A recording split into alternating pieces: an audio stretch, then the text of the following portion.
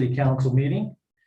Appreciate those who are here in attendance with us and those who will be joining us electronically. There's been some questions why we've limited the attendance tonight in person to 15. It's our intention to try to follow the recommendations of the CDC. We didn't think it was good to require masks, so we took the social distancing situation, and that's kind of why we're set up tonight. But we're just trying to follow the recommendations of the CDC. Council, good to see you again. Councilmember Ekstrom, good to see you in person. Thanks for coming tonight. So tonight we have Councilmember Swanson, who is going to give us a thought, invocation, or pledge of allegiance, at least the pledge of allegiance at his desire. So, Councilman Swanson. I was with the 20th anniversary of 9/11 on Saturday and all the events that have surrounded that, and I hope you all had the opportunity to see the Weaver Remembers down at the county fairgrounds. It was quite a moving display down there. I saw a statement. I can't even remember now where I saw it, but it struck me and it said, while we need to remember September 11th, we really need to remember September 12th. And at first I thought, why? Kind of like you, Sandy, why would we remember September 12th? And the author went on to talk about the unity that existed on the morning of September 12th because of what happened on September 11th, that political parties, personal aspirations, political feelings, all of those things were put aside and we became one nation again in a way that doesn't happen very often. We're so divided often, and I thought, that's a good thing that we remember September 12th and we strive to be unified in our different political ideologies and ideas of how things, but be unified as much as we can, like we were on the morning of September 12th. Will you join me for the pledge? I pledge allegiance to the flag of the United States of America and to the republic for which it stands, one nation under God, indivisible, with liberty and justice for all. Thank you. Thank you, Councilman Swanson. It's a good thought. Unification is good. We have a couple presentations tonight. Our first one is the swearing in of our new police officer, Richard Lopez. Our city recorder, Susan Nance, will swear him in.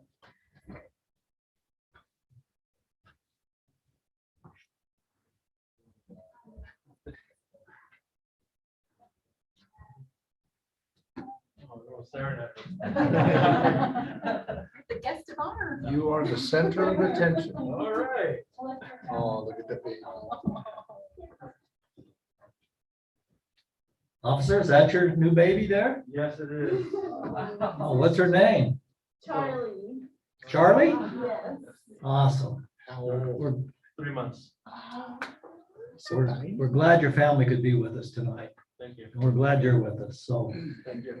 we'll have our recorder, Susan Nance, now swear you in. Raise your right hand. And repeat after me.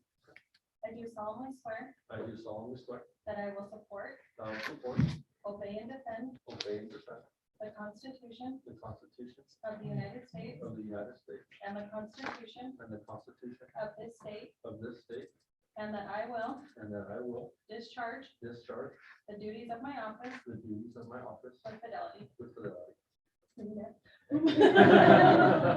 Congratulations.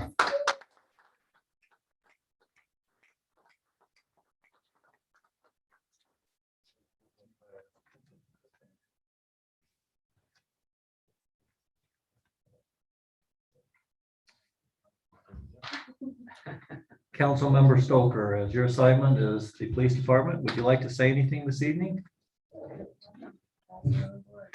Thank you. She missed out on that job, getting your job on this one. She's a little upset. So Richard's new to law enforcement. We put him through the police academy. His family moved here from California in February, where he was in finance, more specifically mortgage. Yes. Right. So that wasn't exciting enough, so. Here he is, and we're glad to have it, and he's excited. Also, the family and the newborn. Thanks everybody for coming, and watch out for Richard, he's ambitious. Welcome. Welcome aboard. Thank you. Good to have you.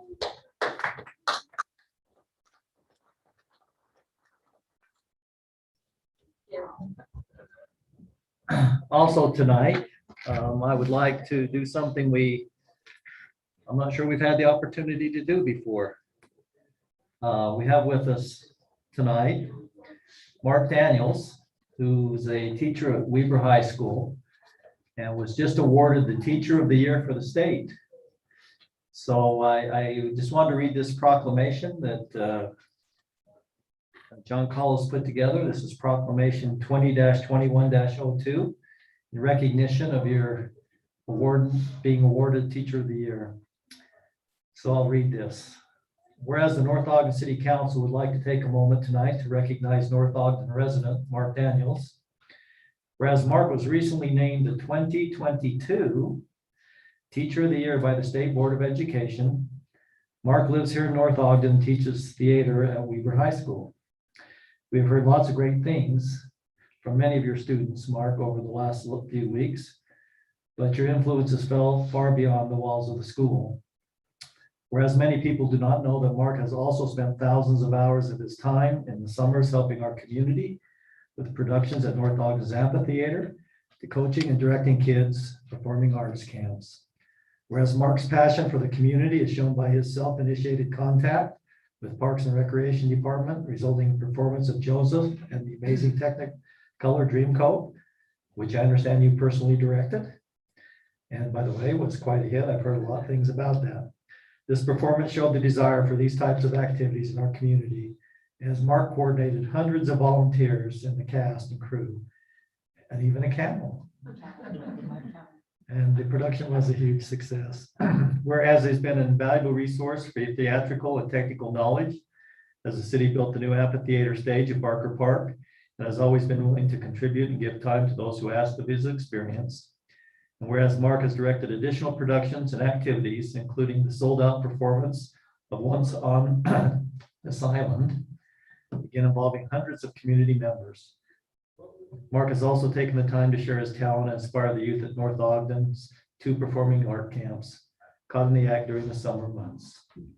Whereas everyone in North Ogden has enjoyed interacting with Mark because of his love for what he does and the way that he works with those around him. He's an asset to our community, and we appreciate his efforts and service in shaping North Ogden. Now, therefore, the North Ogden City Council hereby recognizes the efforts of Mark Daniels and his commitment to North Ogden City, Weber High School, and the Weber County in general. The North Ogden City Council is grateful for his efforts and hereby wishes to formally recognize his dedication of time and efforts to this community and building activity. In witness whereof, I hereby set my hand and cause the seal of North Ogden to be affixed this 14th day of September, 2021. Congratulations, Mark. I don't know if you'd like to say a few words. I mentioned we might ask you to sing and dance when you came in.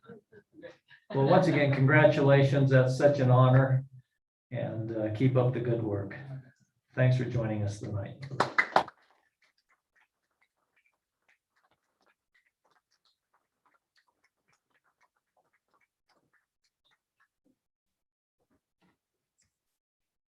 All right, move now. John, did you have anything else? No. All right, you're kind of looking at me like you had something. Well, most people try to avoid looking at me, so it makes me nervous. We'll move into our consent agenda, and tonight I'll call for any conflict of interest or perceived conflict of interest items on our agenda. Seeing none, we'll proceed. Before we do, I want to excuse Councilman Barker tonight. He might be joining us, John, on Zoom when he becomes available. Had a medical situation in his family this evening, but he said he would try to join us as soon as that was completed. We'll now go on to item 4 in our active agenda. We'll see public comments For those of you who are here, if you would just step over to the microphone here by the podium. If you'd state your name and if you're a resident of North Ogden, and please limit your comments to 3 minutes. John, also, if you would watch, see if anyone raises their hand or would like to speak, please let us know. So we'll have public comments now.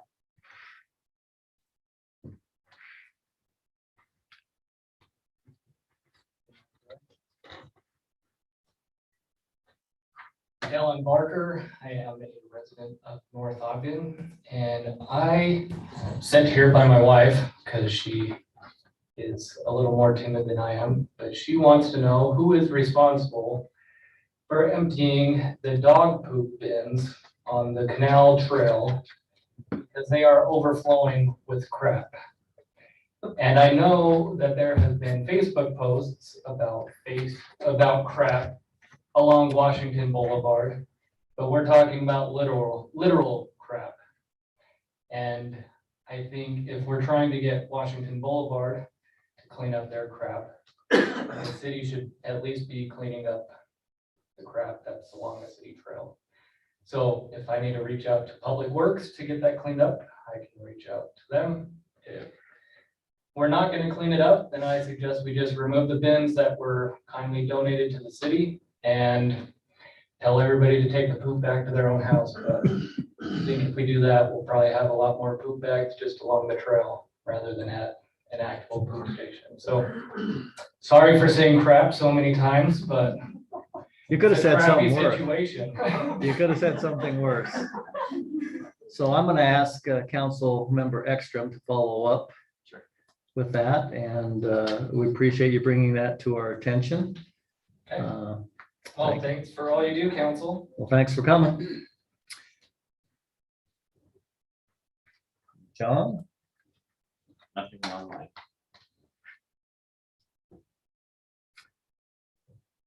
You know, I received over a period of time some emails that citizens have requested that I read.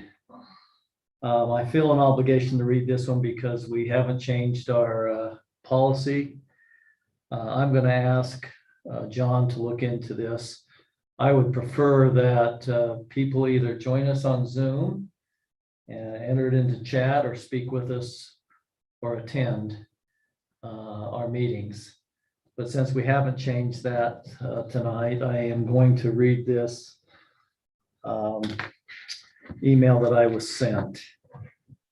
And all I'm doing is reading it to meet the commitment we've made. This is from Scott Russell. Many of you may know Scott. He was a previous council member some years ago. He says, if the information and our common sense, I'm just going to read this as written. If the information and our common sense of attendance numbers at the amphitheater are correct, it's my opinion to ask for a review of the ramp money being spent for the entertainment on Monday nights at the amphitheater. Using common business sense, these events do not appear to be cost effective to the city. Why? What the city is spending and the number of people in attendance is not cost effective. Again, common sense should tell us that this is not right. I'd recommend that these monies be used for other recreational needs of the city, such as youth sporting events, Little League sports, and girls, or put the money into the swimming pool area. Let's use common business sense and look at the cost versus the low turnout and overhead expense we are incurring for these events. And then he goes on to ask why we have an event coordinator. Surely the present staffing at the recreation department could arrange events without a specific event coordinator having been hired. Certainly this role could be assumed by the manager or other staff at the recreation department. This and other such reductions in staffing could save the city money in our budget. Your reply to this email is asked and is appreciated. Thank you for your hard work and to the council for what they do. And then it closes it with Go Weber State Wildcats. All right. John, anything else? Nobody online. Anyone else here? Okay, we'll move on to item number 5, which is an appointment of the Youth Council, City Council Advisor. I believe Councilman Severing. This is your assignment, the Youth Council. Yes, I understand you have someone you'd like the council to approve to coordinate the efforts of the Youth Council. as long as her husband feels agreeable, I'd recommend that. I've already said I'm voting against her, Okay. which so she said you don't have a vote. We are recommending Gina Berube take over the position as youth city council advisor. Okay, council, do you have any questions? I think she'll be great. I'd be afraid to answer them if you had questions, but thanks for not having any. Does John, the company she keep have some bearing on her character? that's an important question right there. That could entail a no vote right there, council. So do we have a motion to accept that recommendation? So moved. So moved by Councilman Swanson. Do we have a second? The second, Have a second by Council Member Ekstrom. Any discussion? All in favor, say aye. Aye. Okay, thank you. Move on to item number 6 right now. This will be led by John Call, our city manager.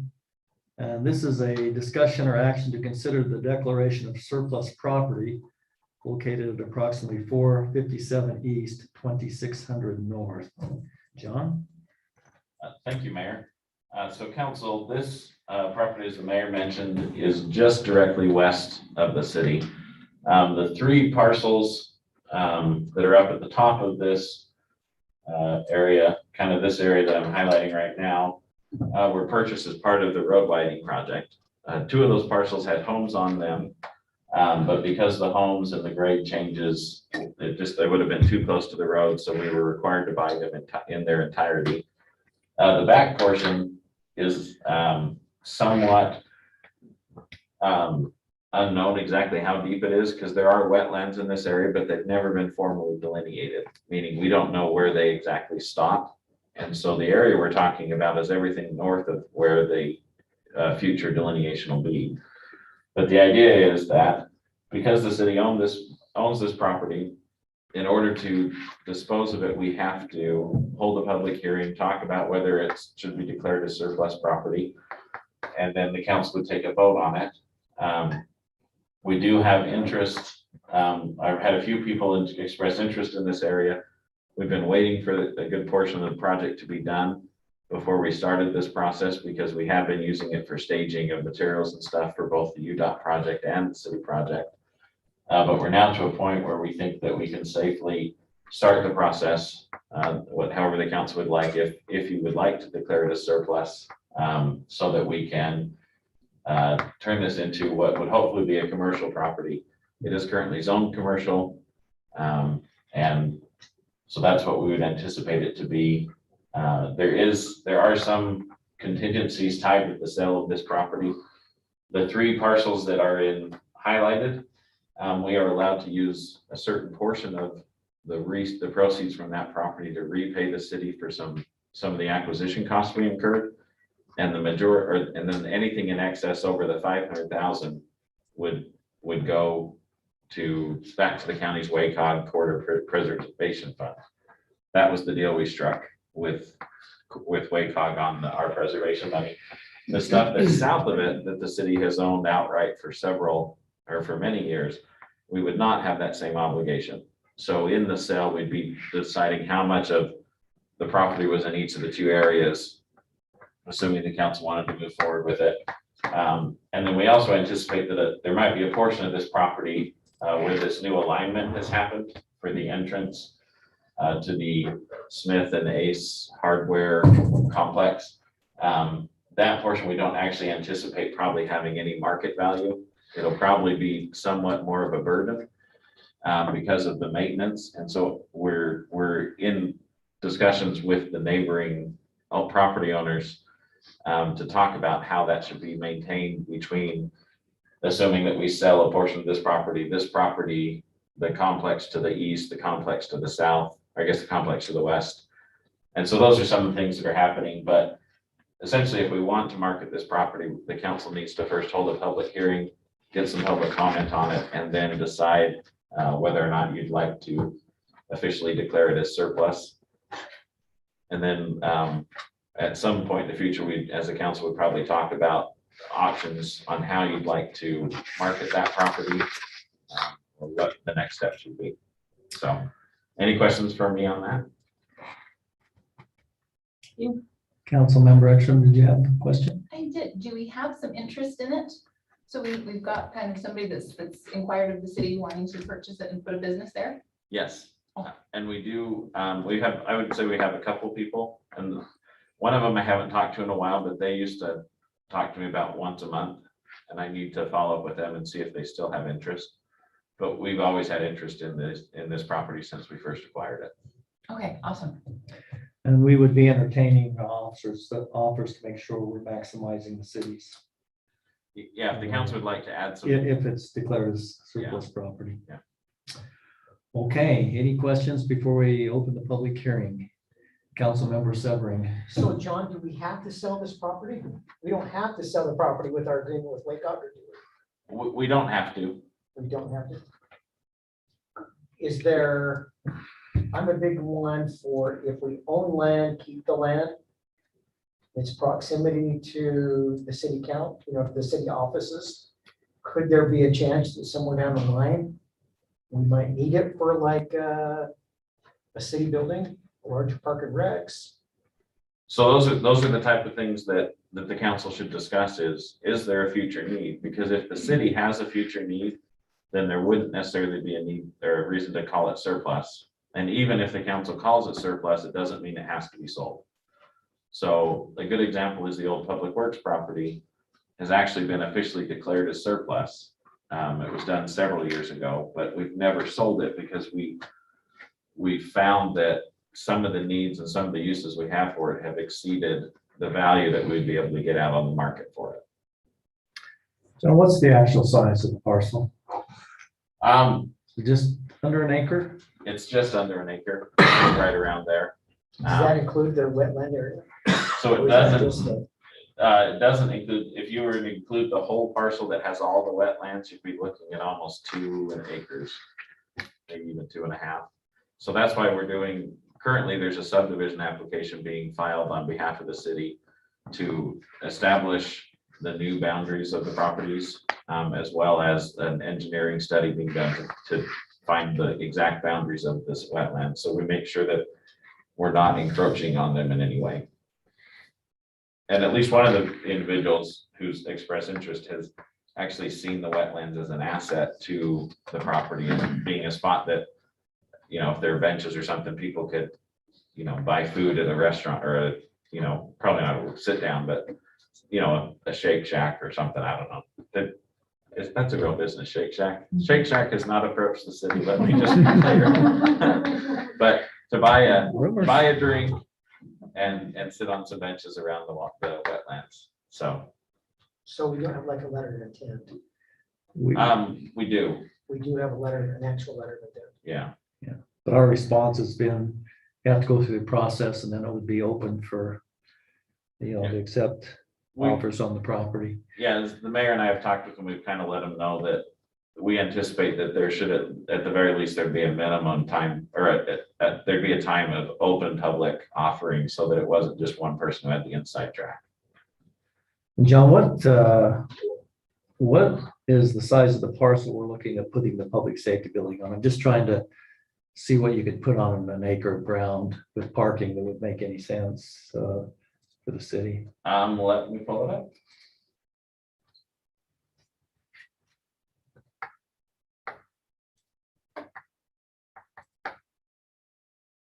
All right. Should have anticipated that question.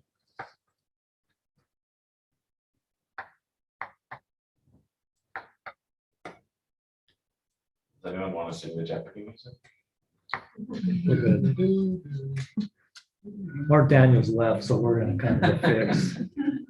Looking around, I don't know if the chief knows how to sing or anything, but I don't know if any others are talented enough. So if you took everything directly southeast of the existing public safety building, all the way over to the community garden, it's about 1.4 acres. Puts things in perspective. the initial interest in this property, I think, would be something pretty unique to the city that would be, of interest. Great. It's a pretty good sales tax. Okay, any questions, council, before we open public hearing? All right, so at this point in time, then I'll open public hearing to discuss this issue. If there are any comments from the public, that would be the time to step forward. John, if you'd watch to see if we have any on Zoom. Hey there, JD Delpass, North Ogden City resident. I think overall I'm supportive of declaring it as surplus. I think though that if we do get some good proceeds from it, we should direct it to the public safety building. Thanks.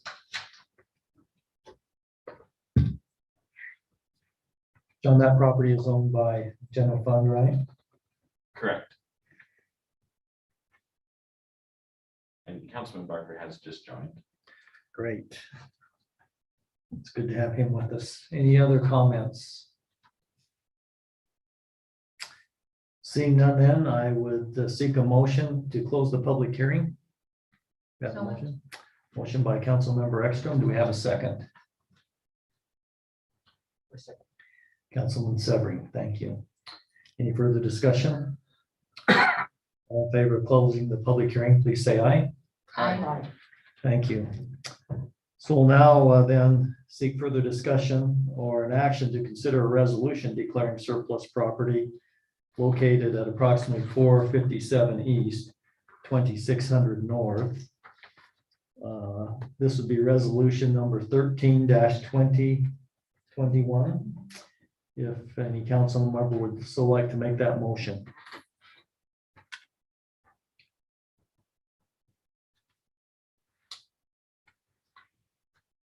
Council Mayor, I have a Member question. Swanson. John, is this something we can discuss in our closed meeting later on under proposed sale of property? So yes, any of the strategy related to the city getting the best price for the property would be appropriate topic for that meeting. Okay, I would like to hold off on declaring it surplus, or just a personal opinion, until we know a little bit more. And have the opportunity to ask some questions that we can't ask in public. And I would say that works, I believe, I'll double check the ordinance before we get to that point. But I believe the state ordinance is you just have to have held a public hearing before you can talk about property in a closed session. Because there is rules about Right. which property you can talk about, but I'll just verify so that there's not a requirement. Should we go ahead and just pass the resolution then, and knowing that we don't have to do anything? Well, I don't want to say you have to, I'll just make sure so that if we need to talk about it before the closed session, then we can again. Okay. Hey, Mayor, Councilman Barker. I'm in favor of proposing a motion because just because we declare it surplus does not mean we have to sell it. So I'll make the motion that we had, what was the ordinance number again? 13-2021? Resolution dash Okay. 13-2021. I'll make a motion that we approve resolution 13-2021, declaring surplus property located at approximately whatever the address given was. 457 East, 2600 North. We have Correct. a motion from Councilman Barker. Do we have a second to that motion? Second. Have a second by Council Member Stoker. Any further discussion? Questions? Council Member Again, while we're Severing? passing this resolution, we're not saying we're selling it. Correct. Okay. Any other questions? So essentially, would that be that we're putting it in the same category as the old public works building? It's the surplus, but we can hang on to it as Yeah. long as we want. I right? think that's the discussion Councilman Swanson is suggesting maybe is held in our closed meeting. Okay, any other questions? All right, I would seek a roll call vote on this then. Let's start with Council Member Stoker, Yes. Council Member Ekstrom, Yes. Councilmember Severing, Yes. Councilmember Swanson, Yes. and Councilmember Barker. Yes. Resolution passes unanimously. Thank you. Move on to item number 7 on our agenda this evening. This also will be presented by John Call, our city manager and attorney. He wants to present a consideration for a shared agreement with Coldwater Animal Hospital for parking lot access at the city's old public works facility, which is located at approximately 346 East Pleasant View Drive. John? Thank you, Mayor. So I don't see anyone from Coldwater Animal Hospital online or here with in the room. But essentially, council, we've talked about this several times. The area we're talking about is this portion here in red that directly abuts the Coldwater Animal Hospital complex. They would like to purchase it or have their first preference would be to just enter into an agreement with the city where they could use it, improve it, and park on it, with the understanding that the city could also have things parked over there as well. I did let them know today that if that wasn't favorable to the council, what would they be willing to pay for it? They stuck with their original suggested number, which was $19,000. Comes out to about $3.65 a square foot. I didn't give them a response to that number, but again, this is, if the council's interested, this technically is already declared surplus. One of the problems that we've identified is that if we entered into a shared agreement where someone was using our park, then we would probably see more people interested in doing that. We currently, as the chief knows, our officers do spend some time over at the aquatic center, moving vehicles and trailers off of our parking lot for the apartments over there. We've had a request by some residents to utilize the area around the senior center that will eventually become a parking lot for trailer parking and other stuff for homes in the HOA right there just east. And so the question is, it's a little bit of a Pandora's box.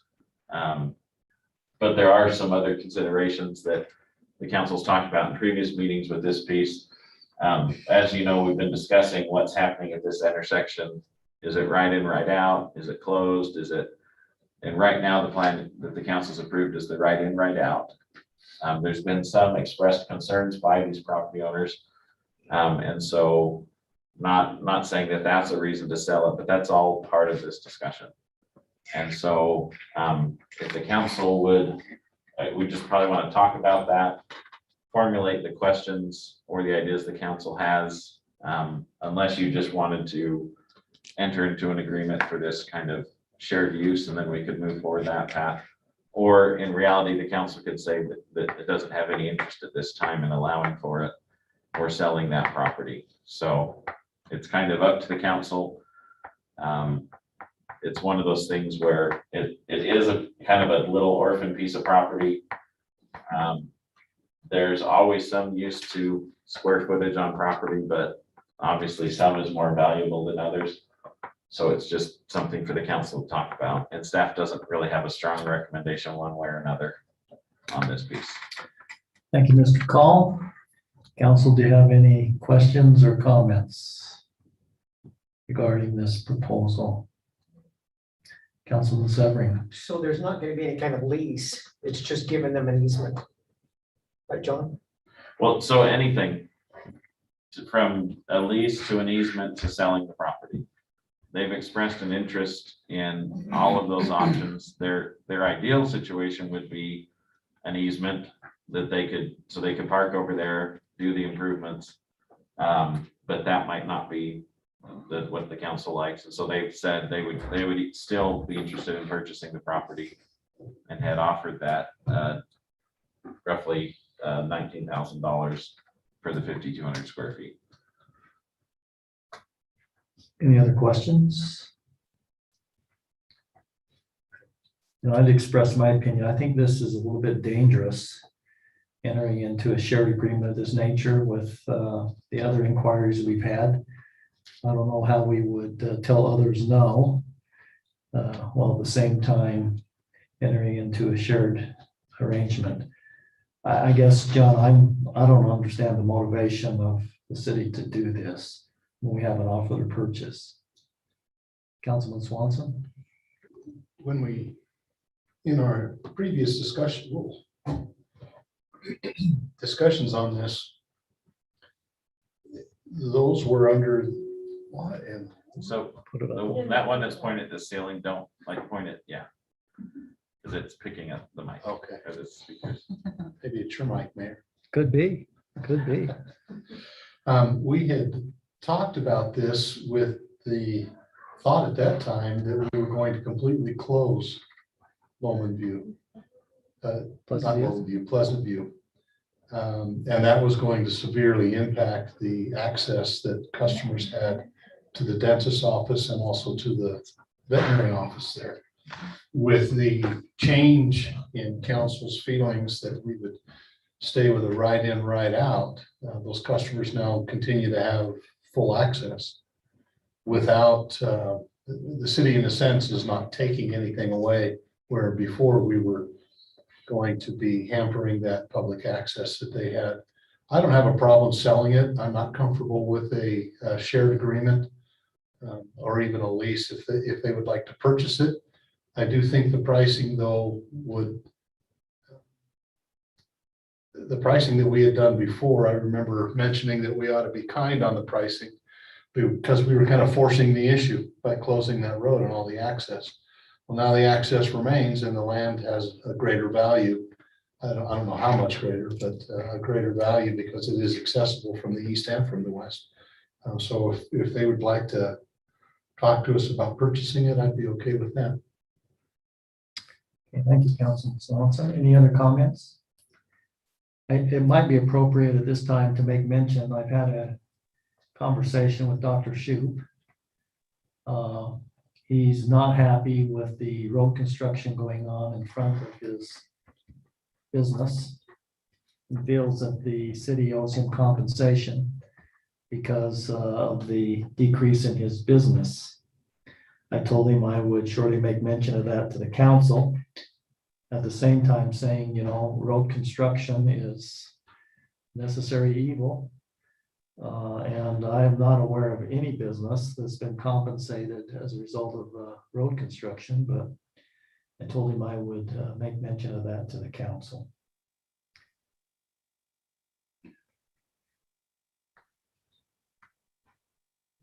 Hey, Mayor. Councilman Barker. My thoughts, I'm okay selling the property, but if we are gonna keep it at the 19,000, what and change, is it possible to put an access easement on the property line? So if it ever gets developed in the future, there is a possibility of doing shared parking with the next development as well? John, I'd imagine that would be worked out with the developer if that were to occur. I'm not sure we would want to do that and impair maybe the value of the property. It seems like something that would take place if that property is ever sold and developed. Is my thinking incorrect on that? No, you're correct, Mayor. Although it could be one of those tools that if they're unwilling to pay more, then maybe that's one of the other ways to compensate the city is, because then you'd end up if the rest of the property developed, you'd have that extra value held with the cross access parking easement, but it's something that can be included if the council would like into the discussion. Okay. Perhaps we could discuss that as part of our closed meeting tonight, since this involves property. Okay, anything else? Council, you'd like to ask John, or do we have any other questions? John, staff? Okay, let's move on to item number 8. John Call will be presenting a proposed agreement for the North Ogden City Connection magazine. That will be presented by John Call. I think most of you have had a chance to look at the agreement. John, I don't know if you made those minor changes you and I talked about in regards to indemnification, etc. So I did, Ryan is here. We didn't talk in person. He called me and I didn't call him back. Got distracted by other things, but it'd be good to have Ryan with Connection provide some information on and his understanding of the language. And then also we did talk about, and he's added an addendum modification for the pricing on the number of units, as well as he's gotten a final estimate from the mailing house, or a final number from the mailing house on how many homes it would be coming to. I So think the we'll show question as that well. John and myself discussed are the extra printing costs that are handed out to advertisers and others whose responsibility that was regards to payment. Then also, John, would you just make sure that the council understands the term of the agreement? The length, yes. Yeah, so the new terms, it's a modified term of the agreement this time, as the council saw in your review, where it's essentially, instead of having a 60-month block, which is what the original agreement was, it's 12-month blocks. So that the council has the time or the opportunity every 12 months to reevaluate the relationship, as well as the publisher does as well. You know, as things ebb and flow, there's not that longer commitment.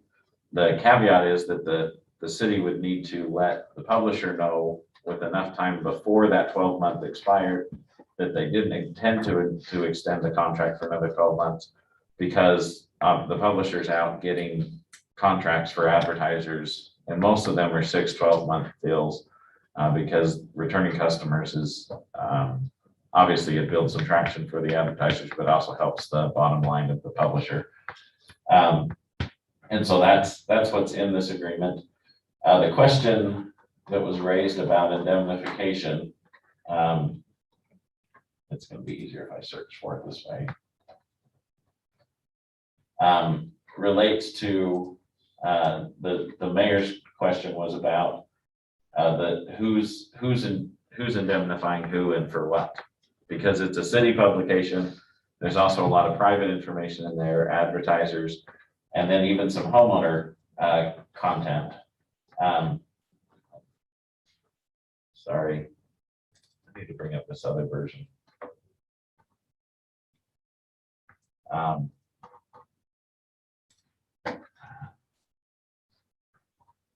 put the wrong one in the folder, council, I apologize. The one that I wanted we changed homeowner out for resident because we're not an HOA.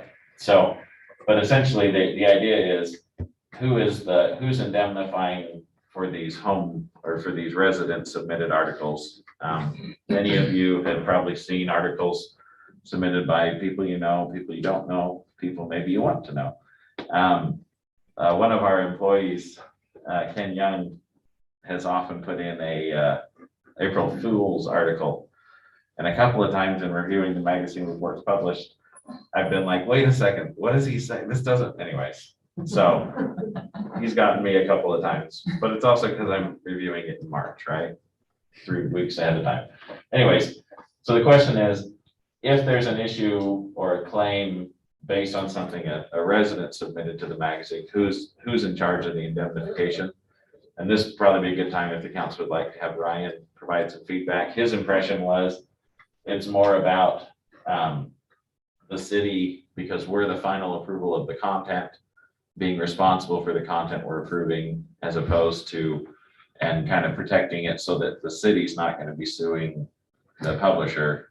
And so anyways, but I don't know if the council has questions for me, or if you have questions for Ryan about that one. Yeah, we can have Ryan come up. I guess the question I have, John, is we don't approve all the content in there. So if the council is willing to have the city indemnify the things submitted by residents that apparently you review, John, on that, it ought to be limited to that content that we have direct responsibility for, because this is pretty broad right there. But anyway, Ryan, do you want to come up and or over to the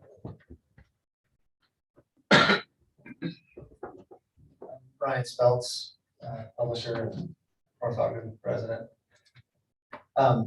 So the city actually does have approval authority over the whole publication. And as has happened in the past, there's been things that the city wasn't happy with, and we've either changed them or taken them out. And so the city actually gets to approve every single page of the publication and has been able to from the beginning.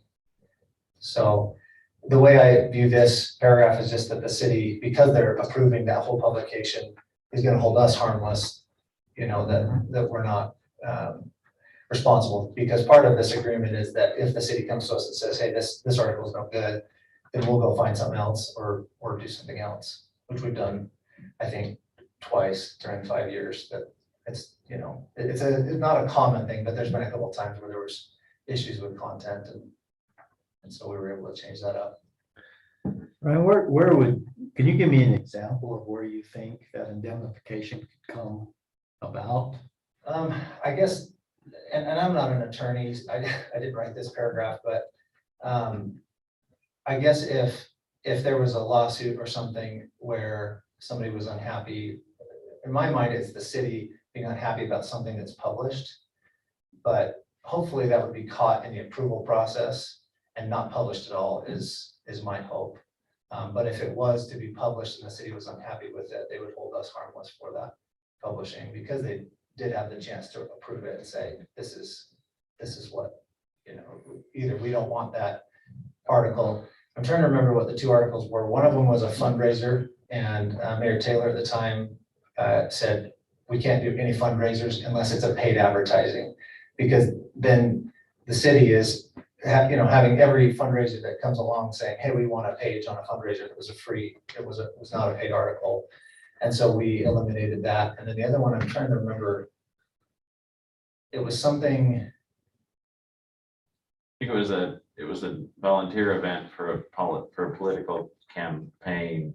Yeah. And it was crossing the line of no political advertising. I think that's what it was too. So feels like there was one more, but anyway, there's something like that. So if we didn't like an advertisement in that magazine, we could have you pull it even though you're contractually obligated to the advertisement? You could have us change the ad, the content of the ad, which we guard pretty carefully, that there's not like adult content or inappropriate images in the ads, but. But we don't have any say in the contracts you enter into. Correct. So if we didn't want an advertisement of that nature in there and you're contractually obligated, in essence, we're indemnifying if we get lawsuits of that. Because we can't control who you contractually enter into with those. How important is that indemnification provision to you?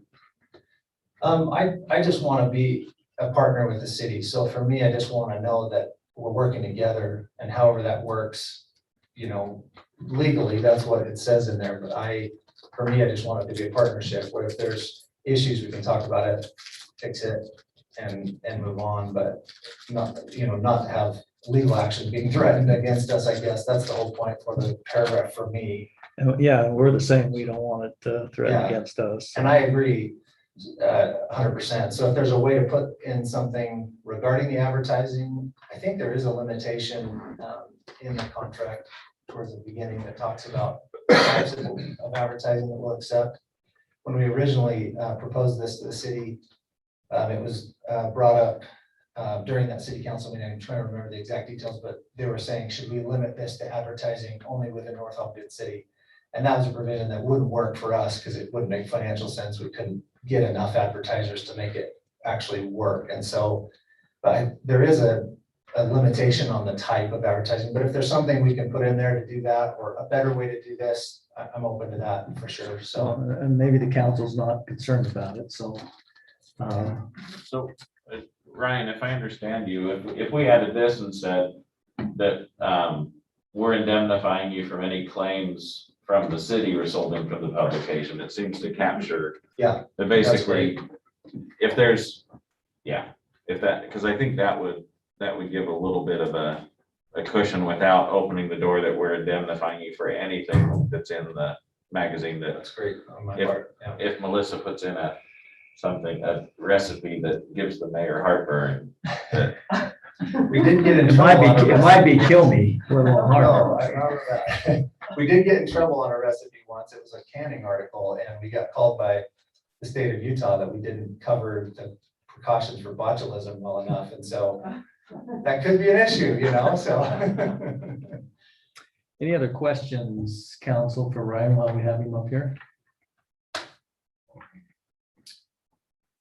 I don't see any. Do you have any other comments you'd like to make? I don't think so.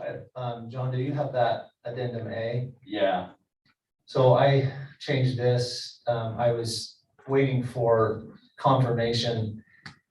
I was under the impression there were about 7,500 homes and businesses in North Ogden. We're having a really hard time determining this actual number because the zip code is shared with Pleasant View and some of it is shared with Ogden and Harrisville with the 04 zip code. Because of that, you literally have to go into the map and count by hand and try to figure out which houses are North Ogden, and which are not. And so I asked the mail house that we use, Mail Tech, they're located down here in Washington and they do a lot of mailing. In fact, North Ogden may even use them for some things. So I asked them to figure it out. I don't know if the city has any better resource for this number, but that's what he gave me this afternoon was 6716. The challenge for me is sometimes it's cheaper because a mail route, let's say a mail route goes to mostly North Ogden and then 25 houses that are in Harrisville or in Ogden. I'll send that whole mail route because it's cheaper than having to take those and individually address each magazine and mail them to each home. It's quite a bit cheaper to just send all of them. So I don't know if the city has any resources on that. If not, that's the number we can go with for now until there's further information. I've gone to the post office 3 times. They have no idea what that number is. They don't care. They're like, we just deliver it to the address. It doesn't matter what city it's in. So We probably have information on the number of connections, for Yeah. instance. I think we could get pretty close. There might be a few that would be, but we could verify this number. And I think that, you know, if the council's looking at 11 cents per address, it would Yeah. technically go up as houses are approved. Right. And the publications to the advertisers are out of there, I see, John. Yeah, so it's just the 25 copies Yeah. that are given to the city. Right. Okay. Thanks, Ryan. Council, do you have any questions? Councilman Swanson. I had one pop in my head while, John, you were talking with this indemnity thing. In any magazine, if there's a, Bob, the grass grower puts in a home remedy for the greatest way to make your lawn beautiful, lush and green. And I follow it and it kills my lawn. And I decide I want to sue somebody. Who do I sue? Am I suing Bob, the grass grower? Am I suing the city because they approved the article? So you, Are we tacitly saying this works because it's in the article? so it typically you would sue the advertiser, meaning that Bob, the grass grower. Okay, But the way this is written is if it's an advertised provider content, then the city's basically indemnified. It's a two-sided indemnification. And so we're providing some indemnification for city content to the magazine, and then they're providing some to us from the advertisers. And so the question was that resident advertising and how that was worked out. I guess my question is, some of the articles that go in are just kind of volunteer articles.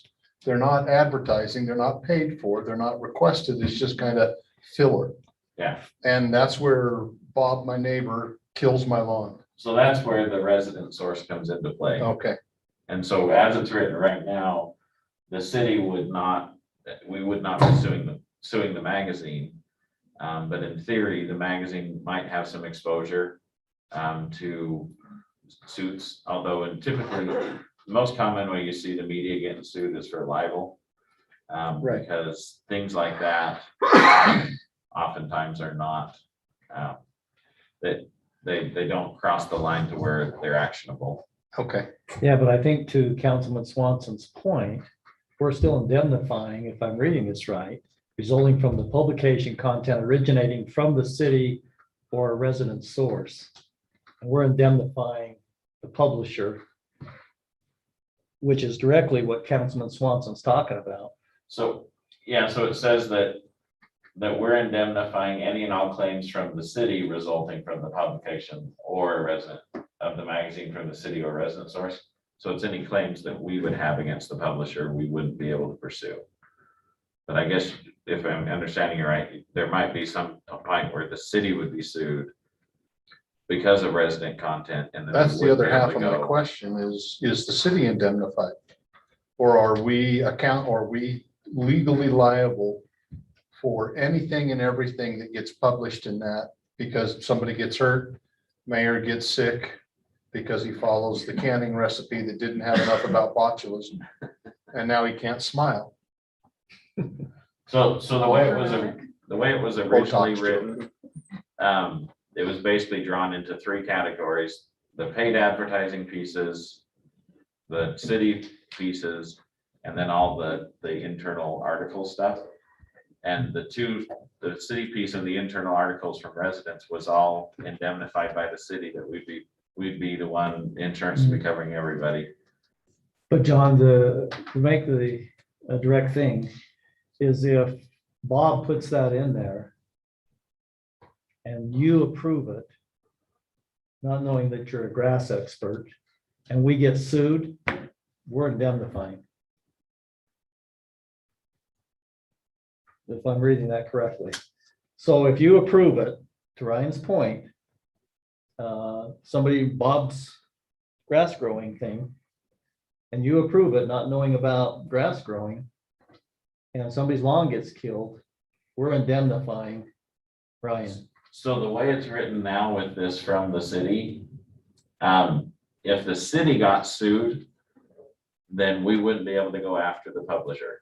Okay. If the publisher got sued, they're not receiving indemnification from the city, because the only indemnification they're receiving is from the city's From the claim. city actually suing them. Yeah, Okay. and so it's kind of leaving those resident, the killing the grass or botulism as this undefined middle ground on.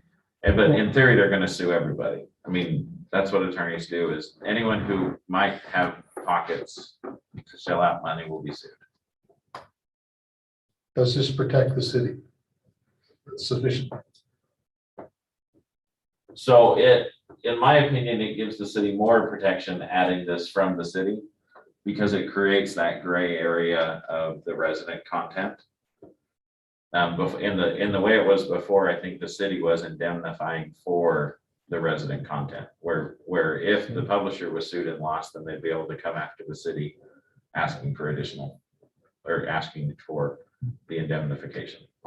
So if a resident sues us because of Bob, we can't. We can't Because sue you the approved it. publisher, right, because I approve it. Okay. Any other questions? I do, I have a quick question. So Councilmember Extra, go ahead. can we put some sort of disclaimer, I guess, for resident content from Bob the grass grower? It's like, Bob the grass grower is an independent person, this is not the opinion of the city, blah, blah, blah. Kind of like you get in infomercials, this is not the opinion of NBC, kind of a thing. Would that be something that we could do so that? I think we've got a disclaimer in there right now that talks about, paid advertisements are not it's not the city's endorsement or anything like that. But this isn't a paid advertisement. Well, This is an approved we citizen can add this article. language that says, hey, follow Melissa's recipes to your detriment. Which you should, they're actually great. If you haven't tried them, you should try them. Well, that would make a lot of people interested in following the recipe. Okay, any other questions? Seeing none, then I would look for a motion on the table to approve agreement A for agreement 09-2021. Mayor, I'll move that we approve agreement A 09-2021 with the language that's showing on the screen currently. And with the understanding that the additional language that Councilmember Ekstrom just talked about is added to the agreement. Does that make sense, John? That essentially that So we the have amended agreement, User beware, buyer beware. This is not a city sponsored article. so we'll put together an addendum C that has that disclaimer, and if you give the mayor the ability to approve that, that would be great. giving the mayor authority to approve that disclaimer when it's written. Okay, we have a motion. Do we have a second to Councilmember Swanson's motion? Second. We have a second by Councilmember Severing. Any further discussion? This being an agreement, I'll seek a roll call vote. Councilmember Ekstrom, Yes. Councilmember Severing, Yes. Councilmember Swanson, Yes. Councilmember Barker, Yes. Councilmember Cheryl. Yes. All right, thank you. Councilmember Stoker, muchly appreciated. Move on to item number 9 now, which is a discussion or action to consider a temporary business license for Bird Rides, Inc., which is an electric scooter company. And Scott Hess, our planning director, will give us some insight on this proposal. Thank you, Mayor, Council. For your consideration tonight is a temporary business license that we received along with a memorandum of understanding on operation as well as a piloting agreement from Bird Rides Inc. After they had reached out to the city and asked if we would be interested in doing a pilot program for the rest of the year. This would be from now until cold weather season hits and Bird folds up their scooters and they take those off the street. So it's sort of time undetermined, but certainly before the end of the year, between now and whenever the first real snowfalls begin. We don't have a listed use in any of our commercial or residential zones for this type of business, but it could be defined like any mobile business around the city. So it's kind of location undetermined. They would hold a business license within the city. And then if we determine that this was right for the city, we can do a number of things with Bird. We can have location restrictions where the scooters won't go. There's sort of a geo-fencing that they can permit on those. There's also some restrictions that we can do as far as when they're being ridden on specific areas of the city or sidewalks, they can be speed reduced. I had a few conversations internally. We had a chance to meet with mayor, city manager, and then also the police chief. The mobiles or electric scooters are treated the same as bicycles as far as the rules of the road go. So if we wanted to have any additional restrictions, such as scooters cannot ride on these sidewalks in these locations of the city, you have to have an ordinance that specifies that outside of your standard bicycle rules and regulations. So we have the capacity or the ability to moderate these or do enforcement action on these the same as you would any fast moving bicycle that's causing conflict on a sidewalk, but technically they would be permitted on all sidewalks unless we said no. Bird, I don't know if Kate Shoemaker is on the call or not tonight. They'd be, originally she said 25 to 50 scooters. Their MOU states 50 to 100 vehicles at launch. Based on their ridership they're seeing from Ogden City that has a Bird account. I think that it's just those sort of like bleed over scooters that are coming up with some of the UTA riders and transit riders. They're maybe extending their first and last mile options. So they are seeing scooter rides in the city. I don't have a number for you of the total number of scooters, but they typically reach out when they see that there's market demand for their product in the community. Happy to answer any questions you might have about micromobility options, but at this point, it's, the question really is up to the council of whether or not these are right for the city as a whole, and also right for the city to try on a trial basis, and then we can kind of understand what the rules and restrictions might be, and we could apply those under a new ordinance should they start again come warm weather season 2022. Okay, council, do you have any questions for Scott while he's here? Councilmember Ekstrom. Okay, so Scott, as you reviewed this and discussed it with other places that have them, is that something I can think of ways that would be really nice, especially since we have limited bus access, right? To be able to, I've got, like a teenager that I think would love to be able to take a scooter up because it's quite a hike to the nearest bus station, right? So something like that I think might be really neat. So I'm all for trying stuff, I'm a trier. So I would I would like to see us do it, and then, it could be an unqualified disaster, in which case we can always, not do it anymore, but Okay. that's my approach. So Thank you. riders are limited based on the MOU to be 18 years or older. So Then that's not just helpful. so you know, I mean, we do see a lot of folks, anybody who has access to a credit card on their phone with the app can likely use it. So we do see scooter riders that are likely younger than 18. Pretty hard to enforce that. It is, yeah, and I don't think that would be in the city's interest to enforce it. The agreement would indemnify the city. We just had a long discussion about indemnification, but say a rider under 18 were hurt on the scooter, it wouldn't be the city's fault or liability in that case. And then, just the concern is that these micro mobility options, we've got Bird, Lime, Spin, these are 3 different scooter companies. Their kind of mode of operating a few years ago was to just drop the scooters and then do a big social media blast and essentially ask for forgiveness on the other side by the local municipalities. Lots of pushback through the American Planning Association and other, ICMA. There were conference sessions about how to deal with micromobility of scooter companies. They've really changed their direction. So now you have local managers that are fleet managers over a certain number of these scooters, and they assist with, maintaining them, charging them. When you park the scooter, in order to end your ride, you have to take a picture of where it's parked, and then there's approval of that. The risk is that these become kind of like urban garbage as they break if they're not maintained.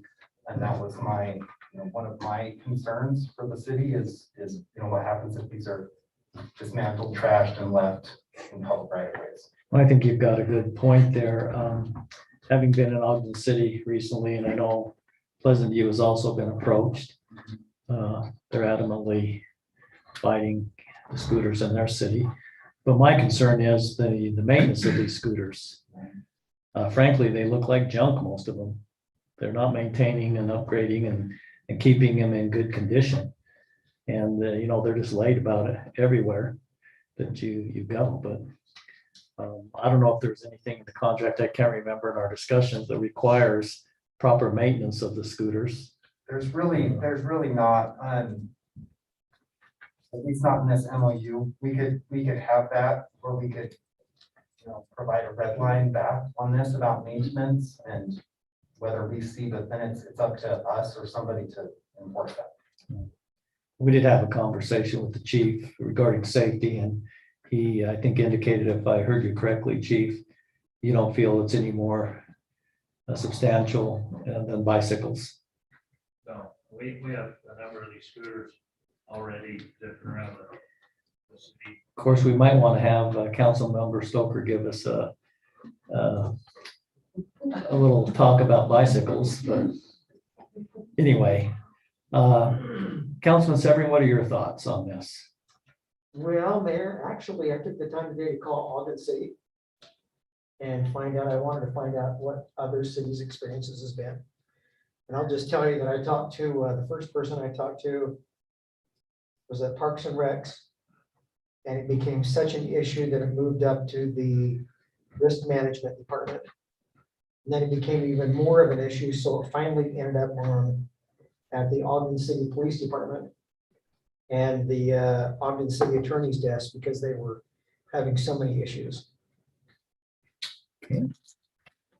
Thank you. So from my opinion, I just don't think it's something we want to get into. Okay, thank you. Councilman Barker. Are you still with us? Yep, sorry, I had to figure out how to unmute. I'm not a fan of them. And I think we would have the urban garbage, as Scott alluded to, where people would take them from the bus stop and just leave them in other people's yards. So if there's a way we don't have to approve it, I'm not in favor of approving it. Okay. Councilman Swanson, let's go to you. What are your thoughts? I'm really indifferent on this one. Surprise, surprise. I can see the upside to it. I know people with adults and older, the 20-year-olds, the 20-somethings. I know people that use these all the time, and I also see where it's abused and they aren't taken care of. So I can see the good and the bad, and I don't think the bad is so bad that I wouldn't do it, and I don't think the upside is so up that I would just jump out of my seat to say yes. I'm listening to what other council members are saying and what Ogden City has reported, and we'll go from there. Would you be willing to be the first one to ride? So Absolutely. we get your picture. Yeah, all right. Okay. Let's go to, Take it to Moab with me. there you go. Let's go to Council Member Stoker, see what she has to say. I mean, you watch the kids that skateboard and they do their scooters, and some of them are responsible and some of them are a little scary when they get out on the roads and the sidewalks, and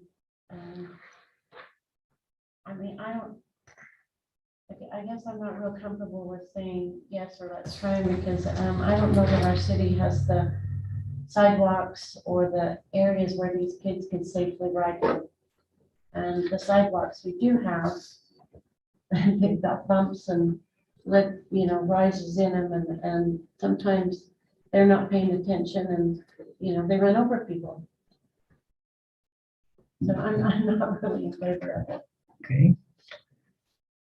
Councilmember Ekstrom, do you want to add anything?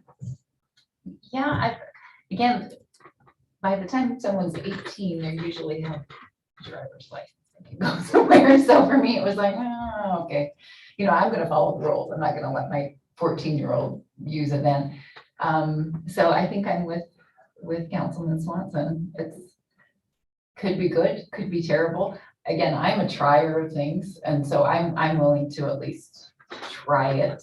And again, if it turns out to be an unqualified disaster, there's, especially because it's already September, and so we can see it through September, October, and maybe into a little bit of November, just to kind of see. And if they're willing to put their equipment out there to let it be used. Okay.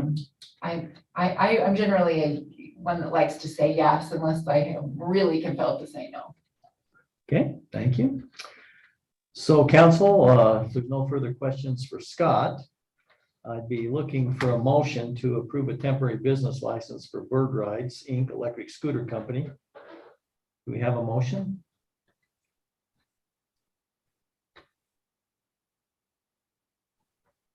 I move that we not approve the business Well- license for birds. Okay, we can make the motion and then you can vote no, Okay, isn't that what I did? Did I vote already? kind of. Yeah, if we do nothing, there's no. We do much, temporary Or- business but there's no license. motion. Or if there's no motion, it's the same as a no, but do you still want to make your motion to approve a temporary business license? That's what we're being asked to do tonight, is to approve a temporary business license for them. So you could make that motion and then vote no, or you can not make the motion and it dies for lack of a motion or a second.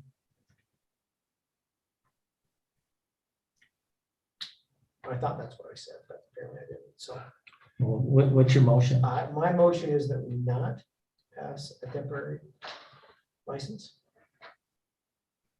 Okay, that's the motion made by Council Member Severing. Do we have a motion not to approve the license? Have a second. So we have a motion and a second. Any further discussion? All in favor of the motion not to approve the license, say aye. Aye. Those who are voting against the motion. Me. I'm the only one that seems to Okay, like the idea. so. Motion not to issue a license passes on 4-1 vote of council. Okay.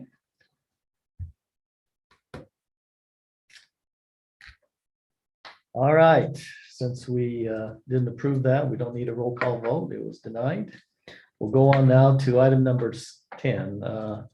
This is a discussion regarding the village at Prominence Point. To go through the development agreement and talk about some of the amendments. Our presenter will be John Call. I think Councilmember Swanson, you asked this in regards to some of the questions that have been. Yeah, we've Proposed recently? seen over the last 6 months, 9 months, lots of questions arising about what was, what is, what isn't approved over there. And I thought it would be helpful for council. A couple of us have been involved with this since the very beginning. And I can't honestly remember every agreement and every amendment and when it was done. So I just thought a review would be nice, and John has a great synopsis for us. He's a good synopsizer. Yes, and I think that's good to gain an understanding of the council members who weren't here, and also for the public. Just to report back too, as we committed last council meeting, John and myself have met with a citizen from the Prominence Point, Sandy, who asked to meet with us. Spent about an hour, almost an hour and a half today, going through and answering some of her questions, but I think this is a good time. So John, if you'd like to go through the 463 pages of the development agreement at this time, proceed. I wish it was just 463. And I know Sandy's been reading it, so she's read a novel. It's triple that. Yeah. So council, this before you on this screen is the original contemplated agreement. In 2014, the council approved this assisted living facility, the lodge. It's there. It does not currently have the cottages around it. It is just the central facility. It's there, it's built, it's not fully landscaped because the cottages are not in yet. And I'm not sure if they will go in. So that was something that was done under the R4 zone, did not require a big master development agreement to do, but it is part of this property and was kind of the beginning. At the time that one was proposed, what was proposed over here was 3-story walk-up apartments. I think the density was 12 to 14 units to the acre under the R4 zone, and the council at the time said no. They did not approve the rezone. This was commercial property went before this. A couple of years later, the landowner came back to the council with the idea of doing the MPC zone. And this is what was proposed and approved, which is apartment units in the back. I believe there's 25 of them, mid-20s, let's say that, since I might be off 1 or 2, and then commercial out front.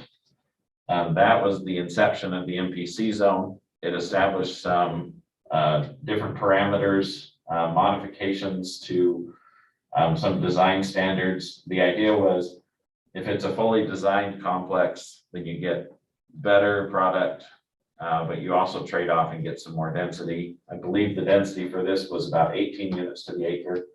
And it includes some 4-story buildings. And when I say a 4-story building, the fire marshal will probably remind you that 4-story buildings have to have elevators. These do not have to because it's a 4-story walk-up, meaning you go to the front door on the 3rd story and the end unit has a 4-story loft in it. And there's 3 or 4 buildings in this plan that have that end unit 4-story loft. So that was what the council approved back in 2015. Sorry, sounds like a question. It's not a question. This is a good synopsis that Rob Scott put together. I just copied and pasted his letter. So the original agreement was December 2015, rezoned from C2 to the MPC PP, BPP. There was a couple amendments in July of 2016. Some more units were added. There was a redesign. Some of the three bedrooms and others were made smaller units. And the council approved a few more units there. The second amendment included some modifications to the site plan, landscape plan, shifted the buildings around a bit. And then really the biggest amendment came in 2017 when this plan was approved. This is, so same thing, lodge is down here on the lower left. The original complex was all apartments. This, essentially what this did is it added the northern 14 acres of the Hancock property and included townhomes, cottages, and an independent living facility component. Roughly the same number of apartment units from the previous version. They just, the building, the apartments that used to be on this western property line got moved up here into this corner. And then there was the addition of all these cottages, townhomes, and then the independent living facility. The total number of units approved in 2017 was 607 units. So this is the master plan most people have seen. It's the last full version of the master plan that was approved by the council. There was a tweak made to this, which we'll go to now. John, could you just point out that piece down in the left-hand corner is owned by the city? Yes, And there's been no final decision on how that'll be utilized. correct. So this, when the lodge was developed, it needed a spot to put stormwater. The city was given this piece, which will handle stormwater from the lodge and the majority of this development. The final design has not been approved. It's been proposed for several different things, from a BMX pump track to just a park to a dog park. But with the dog park component, for example, there's been concerns raised by residents about the current outfall drains into the creek to the north. When it's fully developed and approved and the south is developed, it'll actually drain out the south end and go straight down to Mud Creek. But I understand, John, that's currently being marketed as a dog park by the selling entity. That's my understanding, is that they've told the residents who have been buying in here that this is a dog park. Which I think we should correct, council, till we make a decision. Otherwise, it kind of looks like we've committed to it and would be making a change. So I think, John, we ought to inform Okay. the real estate agency that the city has ownership of that property, and at the appropriate time will approve the design. Okay, I made a note of that, Mayor, so I will reach out to them. And then there is still commercial up front. The changes since this agreement were approved in 2017, there's two related to commercial property. One is that there can be a gas station down here on the corner, which the council has seen and approved that concept. My understanding is that will be starting construction in the near future. And then, as well as approved a car wash up here in the northern section.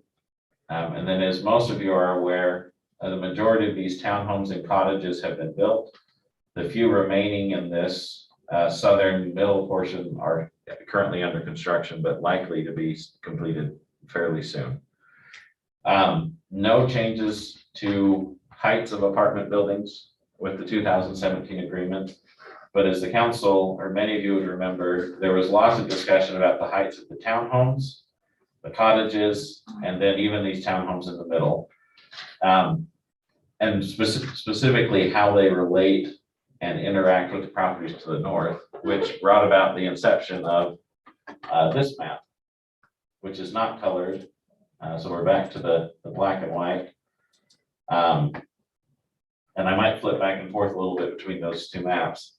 The changes on these maps is a increase in the number of townhomes in the project in the entirety, a slight decrease, 2 or 3 units in cottages, and then a decrease corresponding to in the apartments, so that it's still the same 607 units approved for the total project. But the main changes are right here on this other site plan.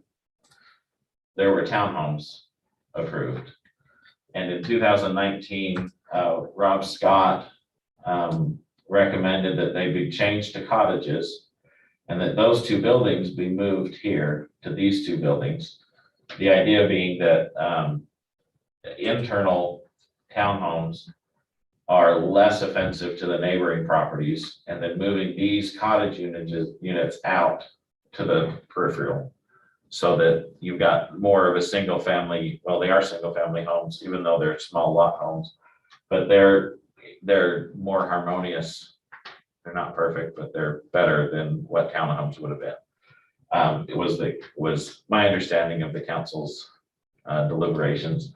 And then it also included an additional townhome unit building here.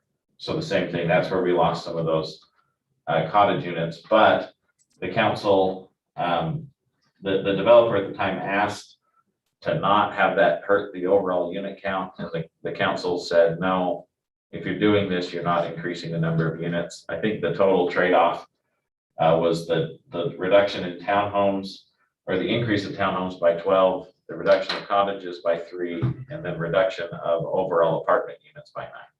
So there's still the 607 approved. Height-wise, all of the cottages are limited to 24 feet in height unless they move further away from the property line. So if they move further away from the property line, so this is our property line, if they start moving further away, then they can increase their building height. But what we found, and I think our actual experience has been, all of these cottages are 24 feet tall, because anytime they move away from the property line, they reduce their building envelope much more than they get out of the increased height. There are a few 2-story units in this area. I think that in the discussions, they were called 1.5-story units, or that's what Rob would call them, because it's not a flat wall. It's a dormer through the roof. It's kind of built into the attic space type loft. But I think council is aware that there have been concerns about that second story overlooks the backyards of these homes to the north. And there's been some concerns raised there. John, have we verified that there are no buildings higher than 24 feet?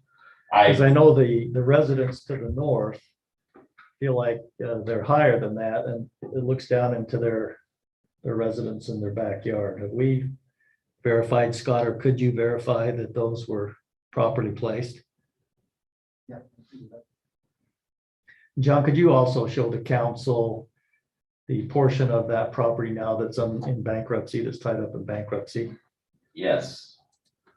So the portion in bankruptcy is all the way out to Washington, essentially back to this sidewalk, and then down to 1700. So that's the portion in bankruptcy.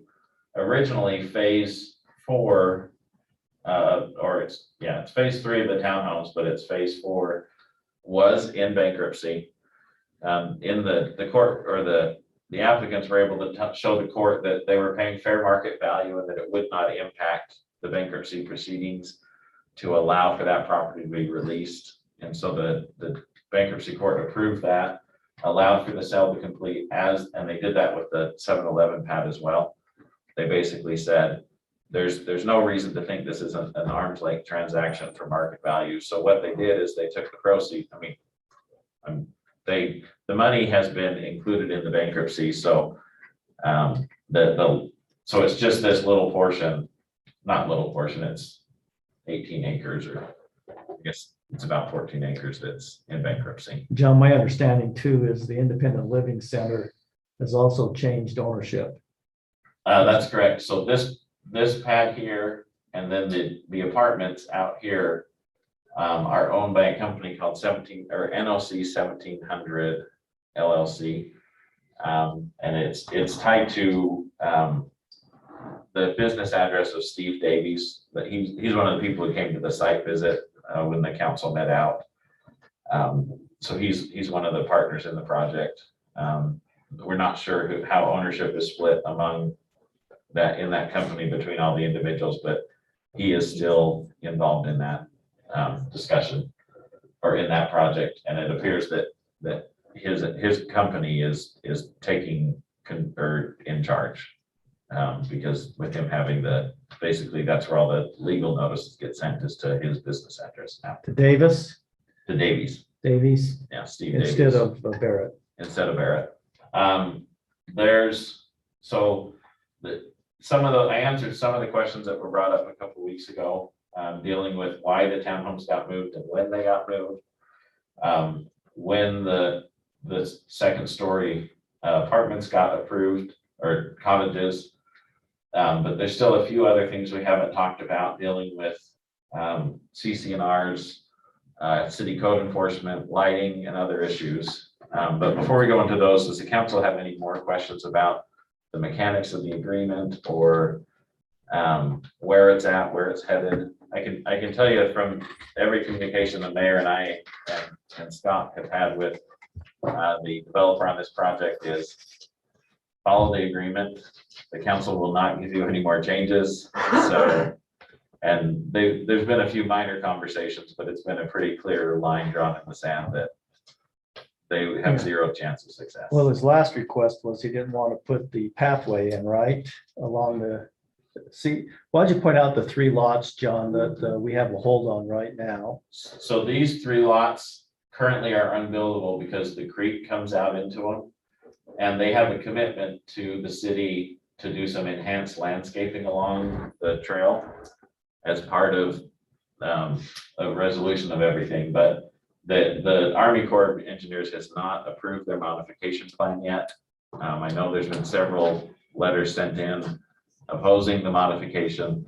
And then there's also a few landowners on the other side of the creek who are involved in other discussions with them, formal and informally, about ownership of the west side of the creek. But you can see the reason he didn't want to put the pathway in there, the trail, is because he's got to put it on that east side, right? Or is it the west side, John? It's on the east side. On the east side there. And so he thought, well, I can just move those out and solve the stream issue. But we're pretty, I wasn't here when the council approved that, but I think I've heard enough that we want trail system that goes through the city. And that's really important to us. So John instructed him that the trail had to be put in. Mayor. Councilman Swanson. John, right there by the cursor arrow at the top in your menu bar, that area right there, there's continued concern that because of that gap and space there, that a road or a path or something will eventually go into the HOA north. If I remember correctly, the HOA said, no, we won't participate in that. You can't do it. And without their approval, that a path or anything can't happen there. Is that correct? That is correct. That's what I thought. So this little sidewalk connection cannot happen without the HOA's approval. Right. So as long as they say no, nothing's going to go through there. That's correct. Unless some council in the future were decided to use eminent domain, which would be silly. Correct. Well, correct on the I think procedure. it would be silly. And it is shown on this map. The city does own a utility easement, so there are utilities that were run in this area. Right. But there is no plan for a future road. The sidewalk is stubbed to the fence because that was in the landscape plan. And the developer, or the people who were finishing this one, which was Visionary Homes, said, we'd rather just put the sidewalk in and make sure we meet the standards than come back and ask for a change. And so they put the sidewalk in. In theory, the fence could be opened up if the HOA wanted it to happen, but no one is pushing for it right now. It's what it is. Yeah. So I just wanted it clear that the HOA is in the driver's seat that's correct. with that 100%. It'll only happen if they allow it to happen. Or you get a silly council. Or you get a city council. So now on to the city did require that a CCNRs be put in place or a management association. Meaning, and so there are CCNRs for all of the owned units. And I have not thoroughly reviewed the document. I've seen it once a little while ago because we had to make sure it existed. But my understanding is it's a very complicated HOA and CCNRs with different components of HOA tied to the cottages, a different one for the townhomes, different one for the ILF. So there's a lot of nuances to that agreement we don't understand. because the city doesn't have a say in it. Well, those of you who are familiar with HOAs, the smaller they are, the more likely they end up in financial difficulty. And I think there's 6 HOAs in there. And additionally, it's been brought to our attention that when the proposal was made by the developer, that they used the name Alliance, and how this was going to be managed by one of the largest property management companies in the country, which has never come to fruition at this point in time. And the HOAs don't seem to be functioning at this point in time. And there is some tension currently with the landowners, the homeowners, and the developer on control when that transfers over, how that happens. But we can't do anything about that because it's between the owners and. And Utah does have the Utah Common Ownership Act that provides a lot of protection for homeowners. But the transition between developer to homeowners is always rough. In fact, we've had at least one in the city where the HOA, the city agreed in the development agreement, this was for the Cove, that it could be disbanded, done away with, because the 8 property owners up there did not see the benefit of having an HOA because there weren't any houses being built in 2008. Questions? Okay. And in that CCNR, we don't know if there was a prohibition on rentals of the cottages and the townhomes. And if or when that changed. So the issue that has been raised is that there used to be a prohibition. Oftentimes they'll say only so many units can be rented, but 80% have to be owner occupied. But my understanding is that there are more and more landlords looking at these units because they are some of the cheaper units in North Ogden, in the upper 300, lower 400 range. And so that's one of the issues they're dealing with. Another one is because this property is in the bankruptcy court, it is not being maintained, and our administrative law judge informed our code enforcement yesterday that the city can still do everything they would like to ask for it to be maintained, and even the city could maintain it themselves with abatement. But the bankruptcy court would not allow the city to levy fines or any abatement recoupment costs against the property because it now competes against the people who have the debtors of the property. So it's problematic, but the northern piece, which is everything north of this line, is not in bankruptcy. And so the code enforcement is still working on that. The property manager over there, Welch, and I forgot his last name, is working, and he came to the hearing yesterday and emphasized his desire to also see a lot of the things fixed and upkept. So we have someone over there who is helping, and we're trying at least on that issue, but we still have quite a lot of weeds, quite a lot of accumulation. And it seems like in some ways we're starting from scratch because with the way that the property ownership has shifted. So it's a little bit of it's sometimes we're herding cats, but that is herding. I think everyone heard me, but our code enforcement folks are, pulling their hair out as much as the council, and probably not near as much as the residents are over there because they're dealing with it every day. But there's a lot of frustration in this project. As the mayor asked me, what have we learned from the MPC and development agreement? And my response was to not do it. So I think that's one of the issues, which is hard because these type of things are intended to provide some benefits and some flexibility.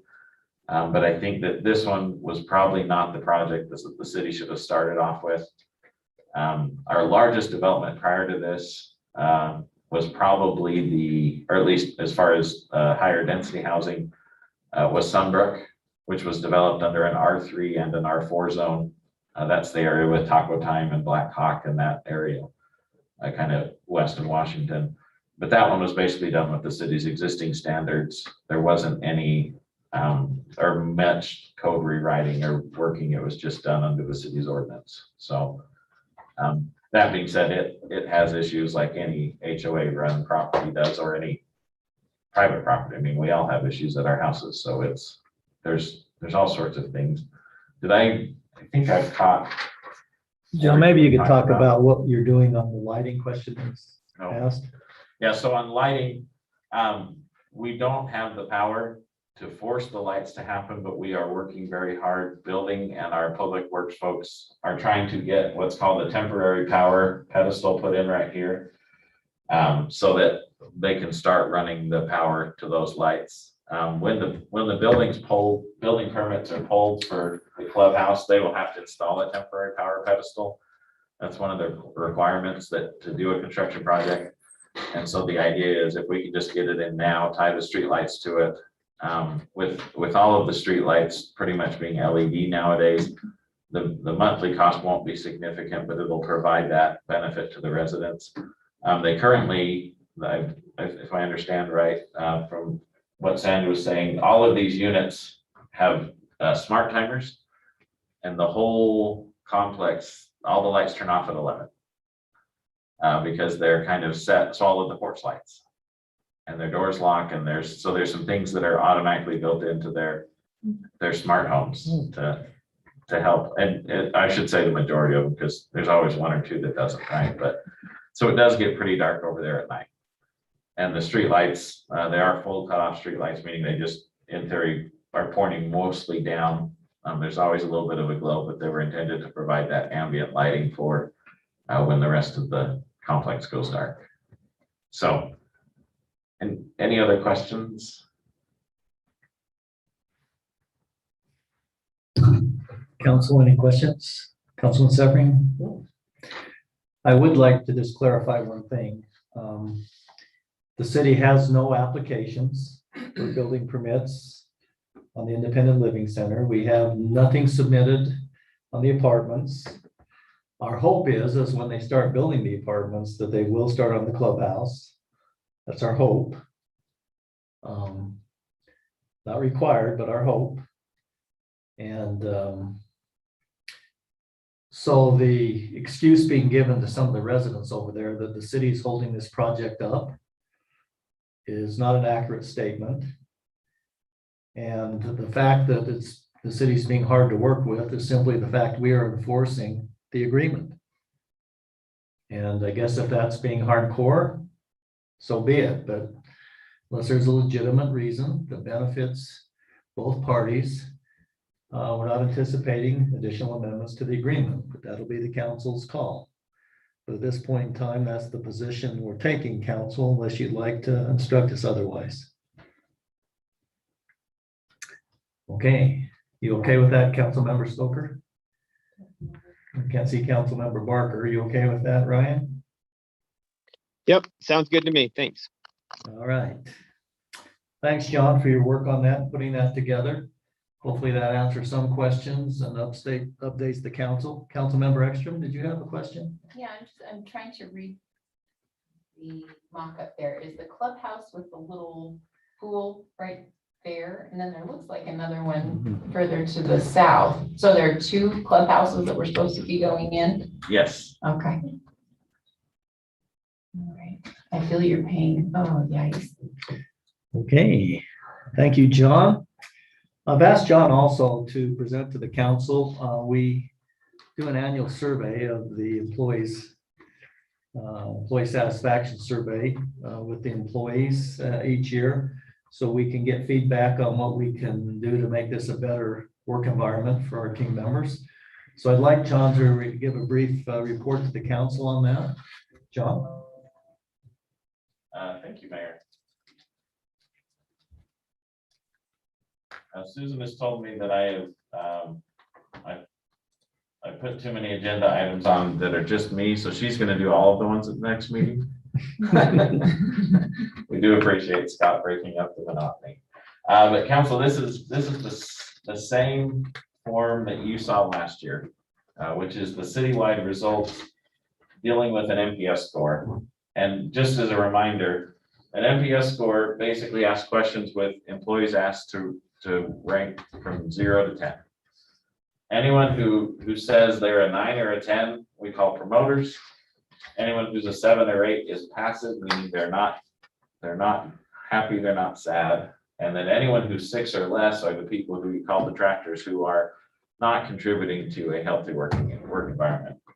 And so the goal is obviously to move detractors into passives or promoters, and passives into promoters, and to keep the promoters in the promoter spot.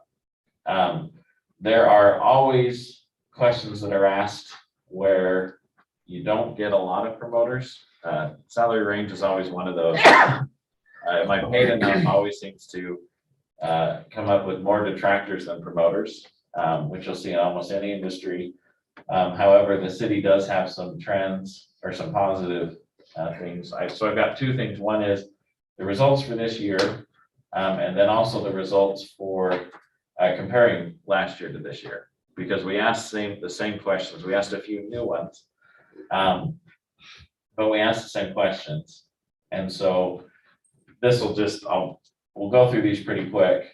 But the idea is, how likely are you to recommend your direct supervisor to a coworker in another department or a friend looking for a job?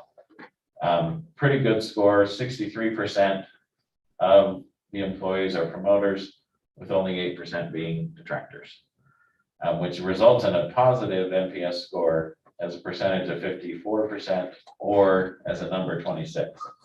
John, can I just mention that basically a positive NPS score has looked as good, so 26 is like really good. So just wanted to give that as a point of reference.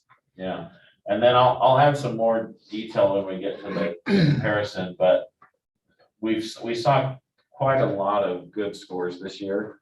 But we also saw, well, I'll just say it now, we also saw a reduction in participation, which I think implies that these red areas should be higher, because people didn't want, it's an anonymous survey. The only person who sees all the results is the mayor.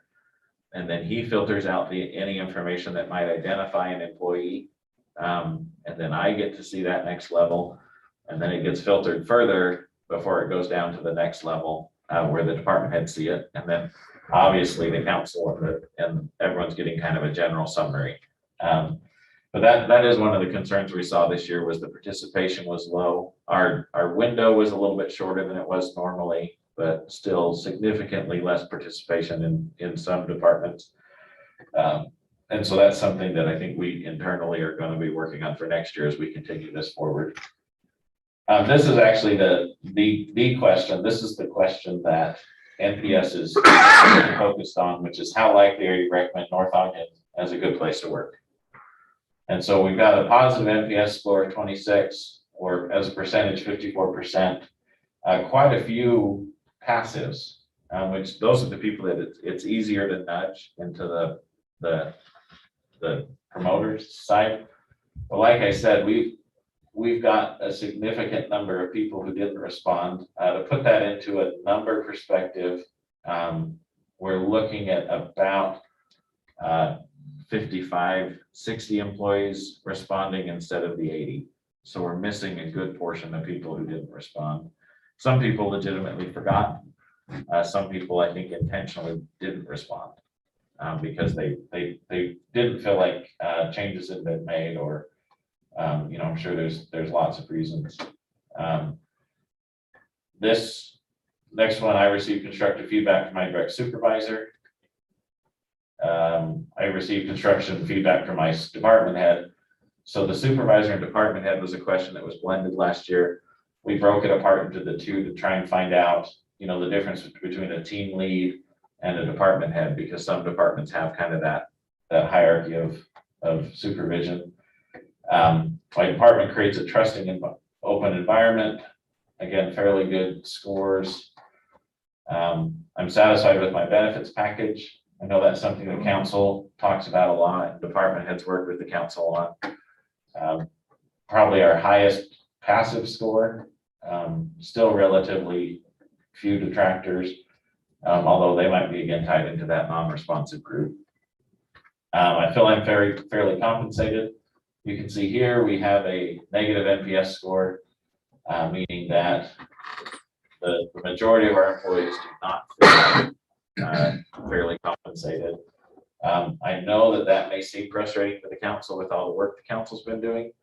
However, I believe this is higher than last year, score-wise. So, and probably. So it's less of a negative. It's less of a negative. And I think from those of you who are out in the rest of in the private sector or other cities, this actually is not a terrible score because we actually have quite a few people who are happy with what they're getting paid. We just have a lot of people who are kind of so-so. And that even ties into the benefits package thing as well. Good relationship with coworkers. This was one of the highest scores we had. People really enjoy the people they work with. Some departments obviously are better than others, but in general, that's a lot of the reason that people keep coming back to work every day is that they enjoy the people they work with. And we do have this by department. We're just giving you the broader. Yeah. Yeah. My views and participation are valued. We're seeing a little bit more of the detractors. One of those things that we're trying to dig into is department heads and city leadership. My direct supervisor doesn't micromanage my day-to-day activity. This is, again, one of those questions we asked last year. The idea it's focused on, or do people feel like they're given the autonomy and the control they need to do their work? North Ogden cares about me as a person. You can see here, this is probably one of our higher detractor scored areas. And so we've been trying to dig into that a little bit to see if we can understand what that means, how to understand that. We had one department, for example, that said they scored really high. They're the majority of these green. But then on another question that I think was the recognition question, they were all the detractors. So they kind of flipped a little. And John, as you mentioned, I had a chance to look at all the comments. And a lot of this has to do with the ability to get time off when they need it to spend with their families and work balance. So there are some things, we actually followed this survey up with a suggestion box situation to get suggestions back from the employees on how we can improve things. For instance, one of the things we're looking at now is we have some permanent part-time people, but they really get no benefits. Well, today's market involves a lot of part-time people. The employment market has changed dramatically. And so we're trying to listen to what the employees have to say. So we're researching that. We'll probably be coming back, council, with some suggestions that could affect the budget. But I think we all just need to recognize the employment market has dramatically changed. So we are trying to listen and make the appropriate changes. Another fairly good one, where I received the training I need to perform my job. I know what's expected of me at work. I feel my job is secure. This was the other one where we saw quite a larger portion of detractors. I received recognition for the work I do. We wondered if maybe that recognition for their work I do and I feel valued tied into each other, because one department might have understood that question one way and so they might actually be asking the same question. So we've tried to dig into that a little bit. This is a new question. My coworkers receive the recognition for the work they do. So it's a companion to this question to see how many people feel like they're being recognized and how many of them feel like they're being ignored and others are being recognized. And you can see much less detractors, much more promoters. So people are seeing the recognition in their coworkers that they might not necessarily be feeling themselves. So we've been working on ways to improve that. And that was the last question. So now Mayor has a comment while I quickly move to this other. I was just going to ask the council at this point in time to have any questions or suggestions. Councilmember Ekstrom? About participation of last year versus this year. So we had significantly more participate last year than this year. Is that what I'm hearing? I about 20 more employees last year than 20 this more year. employees. That's about significant. 25%. Yeah. That's statistically significant when we're talking about you know, the changes in numbers. So yeah, we probably need to dig into that a little bit. And as I read the comments and kind of got feedback, I think some were discouraged that enough changes weren't made. And I don't want to use it as an excuse, but right after the survey was done last year, we got hit with a real interesting thing called COVID. And we weren't able to associate one with another and do some of these things, but excuse doesn't change performance, it only weakens character, so we've got a lot of work to do. So John, I think this is the comparison, right? Yeah, so you can see the green is this year's results, and it's just focusing on the NPS percentage, meaning that NPS score. And in pretty much every single category, we did better this year than last year, with the exception of North Ogden City cares about me as a person. And that was the question that, you know, we were trying to understand. But again, I really think these numbers are heavily skewed by that missing 25%. Because I do know for a fact that there's at least one person who forgot to take the survey. So it was me. And I'm sure there were others, but I also know for a fact there were people who did not take the survey because they didn't think it was worth their time. And we had some the first year that didn't take the survey, but a significantly large portion. And because it's anonymous, we don't have a way to tell. So I really think that we shouldn't be patting ourselves on the back on these major increases, because I think that if you added in an assumption that a good portion of those would be detractors, or at least, you know, and not just passives, that we would find ourselves in much closer, or maybe even worse, with all of the things going on.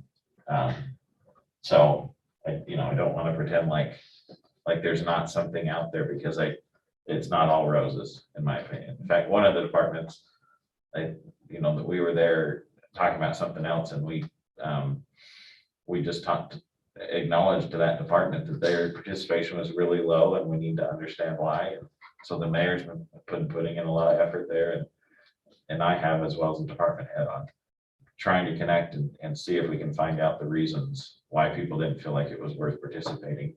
And I will say some of them don't feel like it's truly anonymous.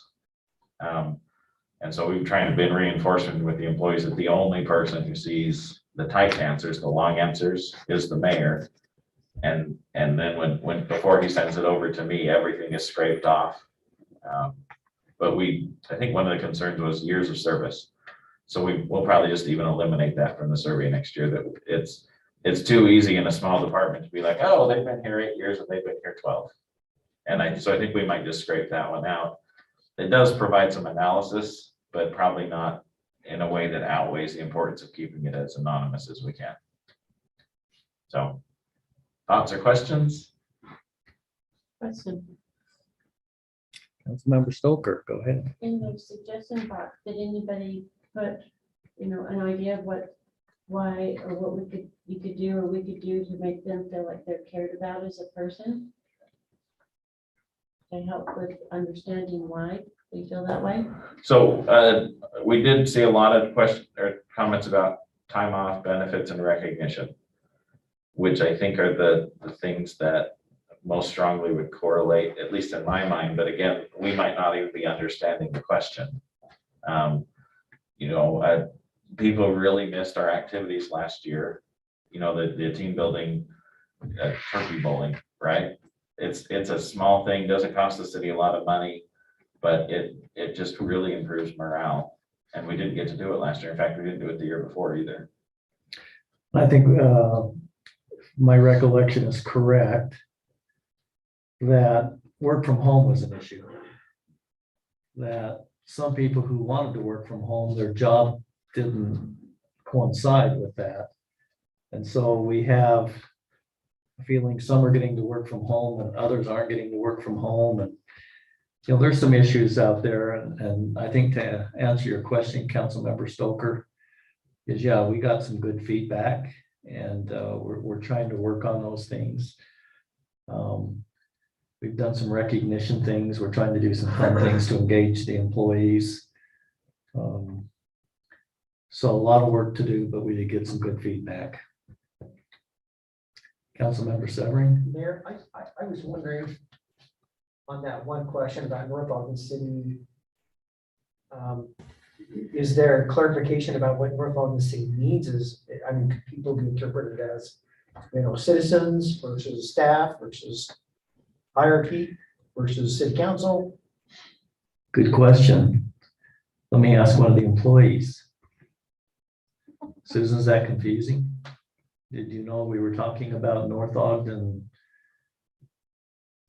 employees versus residents? Do you have any thoughts on that? It didn't occur to me that it was residents, or I just in general, I guess a general North Ogden city is how I looked at it, whether it was you all or, who works above me, I guess, is how I think of it.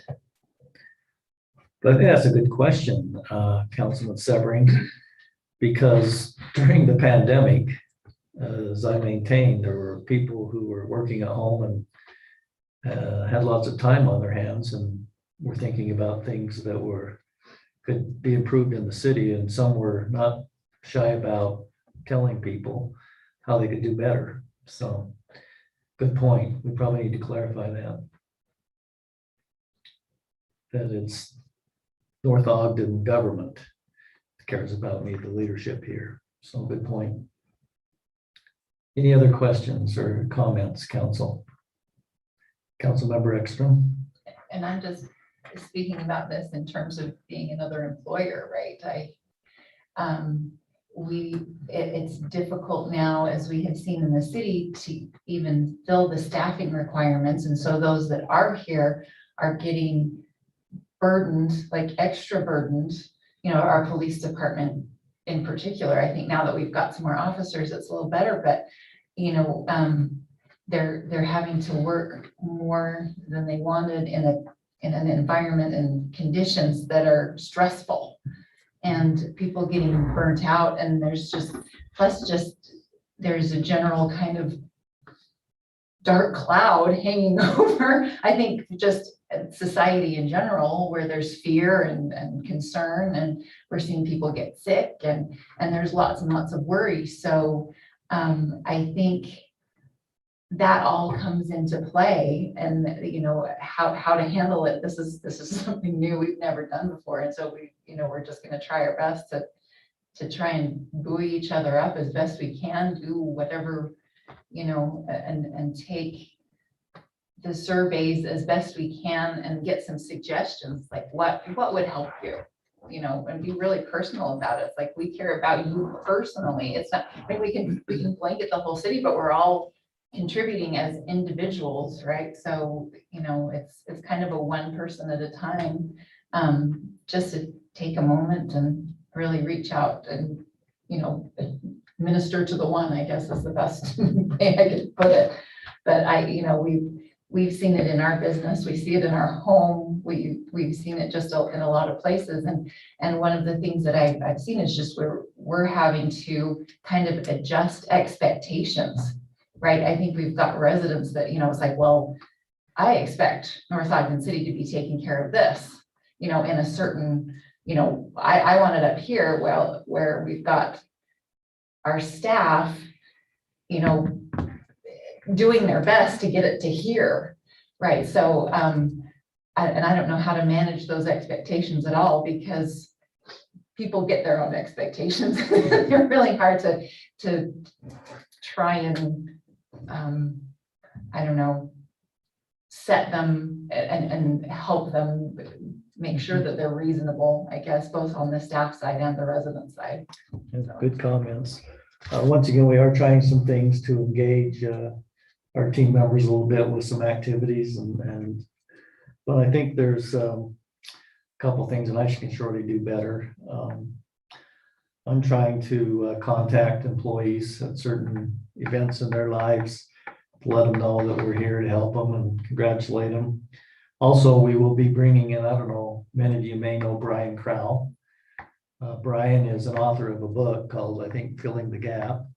He's agreed as a citizen to come in and give training to the leadership, just as a member of the city, and provide that to us at a no-cost basis. we'll be beginning that on October 15th, I think, John. And we'll be inviting key people to see if we can't help them get some additional attributes to help in the aspect of things, caring about our employees. So, okay. John, thank you again. Any other, Councilman Barker, we don't want to forget you just because you're electronically with us. Do you have any comments? Nope, not at this time. Okay, we'll move on then to item number 12. With John Call putting his name on the agenda many times, we'll have him give us a brief discussion on Utopia. We've had some questions regarding that and the survey. So, John? Thank you, Mayor. So council, the real question is, this is the survey that Utopia put together for the city. It's not out for the public yet. It's just, the council's request was put this together, the survey. We'll look at it and decide if we like it.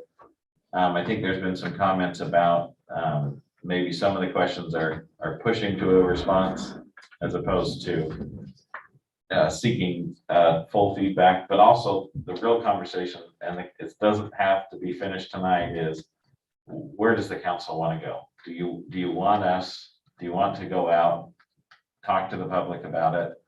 The biggest issue is there's no way to provide broadband in North Ogden City that we found yet that doesn't require the city to be involved in the financial aspect of it in some way. Some cities around us have been lucky in that they have third-party providers who are coming in and putting in the network without any obligation because they see that it'll pay for itself.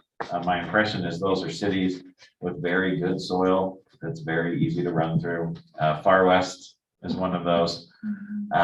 North Ogden City has terrible soil. Scott Felter's, one of his favorite stories was pulling a Volkswagen Beetle-sized boulder out of a trench to fix the water line that was under it. And people were trying to figure out how in the world the water line got under it. And the only thing they can figure is they tunneled under the boulder when they found the boulder because there was no way to get the boulder out other than with a really big piece of equipment, which we had at the time, as opposed to in the 70s. So John, is there two questions? One, do we want to proceed with a survey and modify the questions as I believe we've got some feedback from the council? So do we want to proceed with the survey? Is question one, knowing that, as I recall, we would be a contingent guarantor for about $17 million for the estimated bonding to install the fiber. Yep. Obviously, timing is everything, and we're in the process of getting a bond rating and going out for a bond on the public safety building. And I'm sure that underwriters look at contingent guarantees pretty thoroughly. So, council, what are your thoughts? Let's start with you, Councilmember Swanson.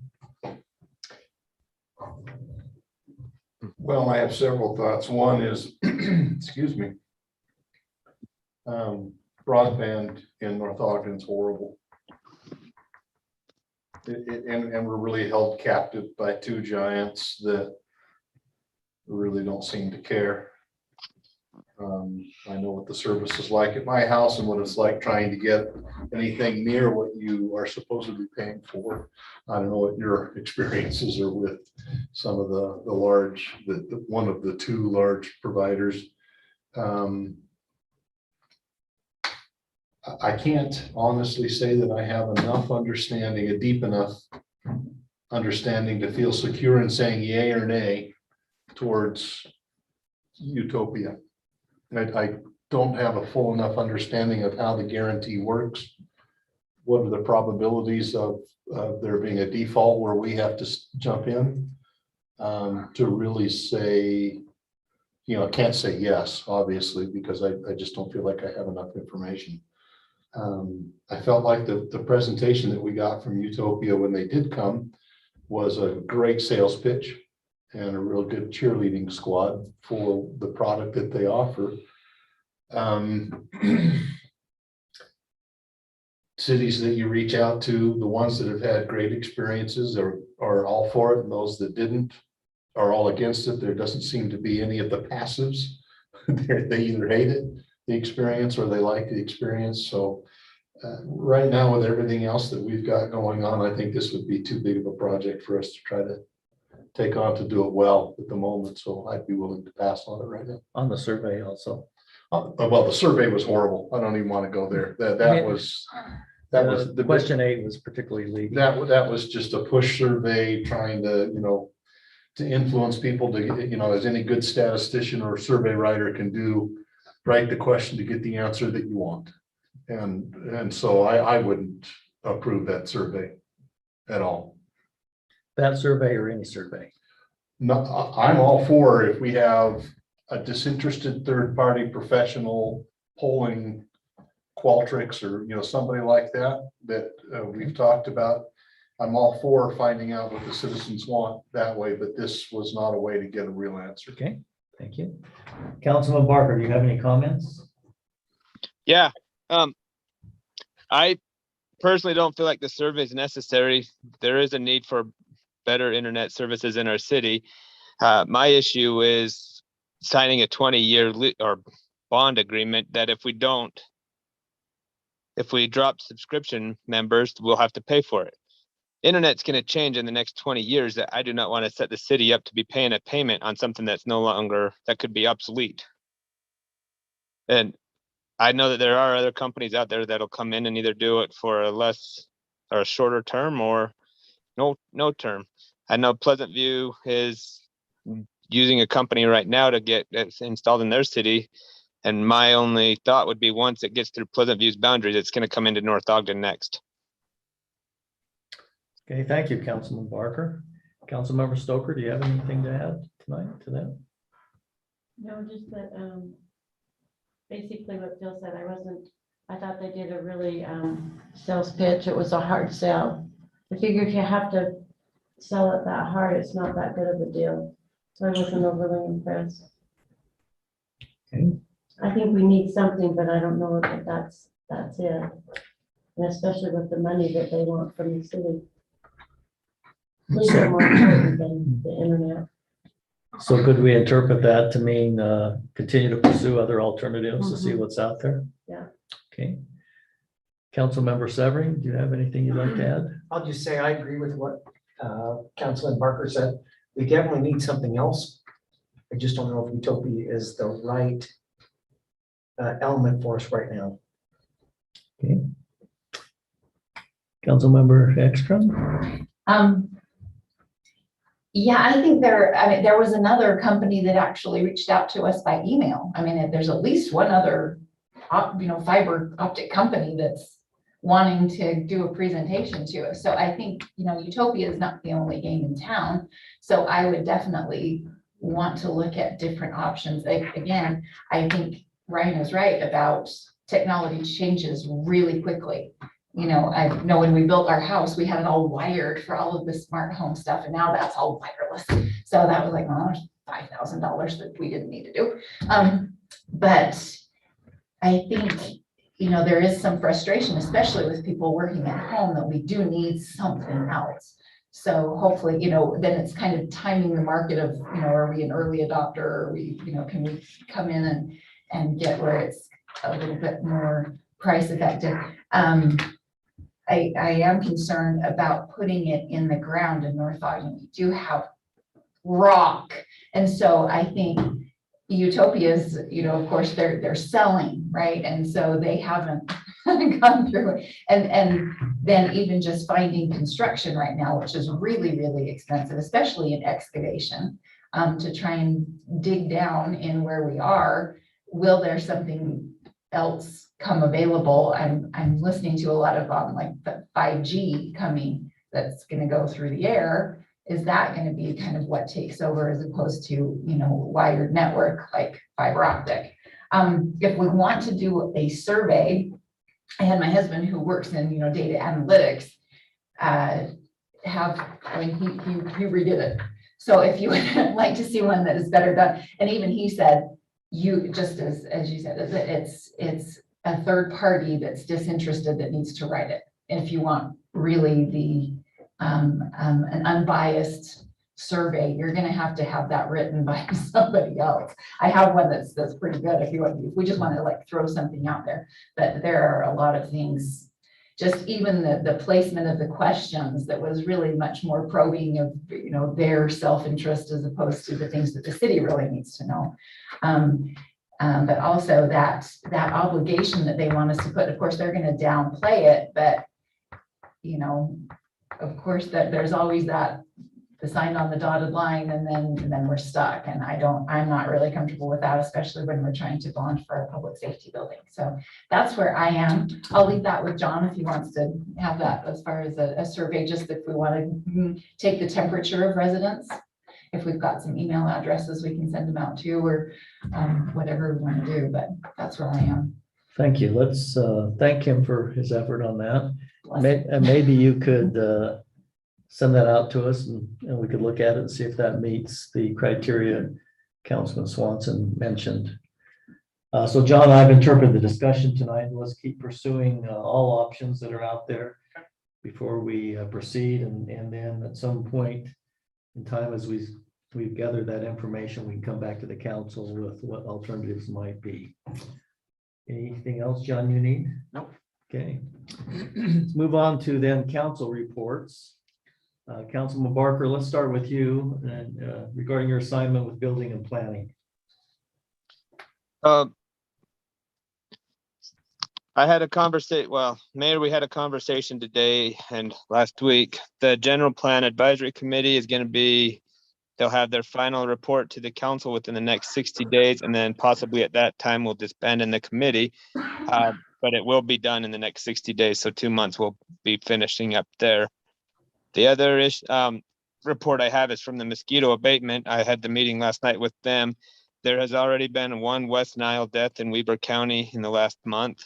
Right now, they're testing pools regularly and they're finding it throughout the county. So they're recommending that a lot of these mosquito pools are actually coming from people's homes, where you go out and water your flower pots and then let the water sit. That's where all the mosquitoes are coming from, not from our waterways. So they recommend don't let standing water sit at your house and do what you can to keep the mosquitoes down. Thank you, Councilman Barker. May I just add on the Planning Advisory Committee in regards to disbanding that after 60 days, that Scott Hess will select several members of that committee to help him in rewriting the non-mapping portion that we're looking at vesting. So we will continue on with that also in regards to rewriting some of the things and updating that portion of the plan. Councilmember Swanson, he said you had an 1.5-hour presentation tonight on finances. We better get started. I do. I could go quite lengthy tonight. I'm going to cut it short because Cheryl's already turning with daggers at me.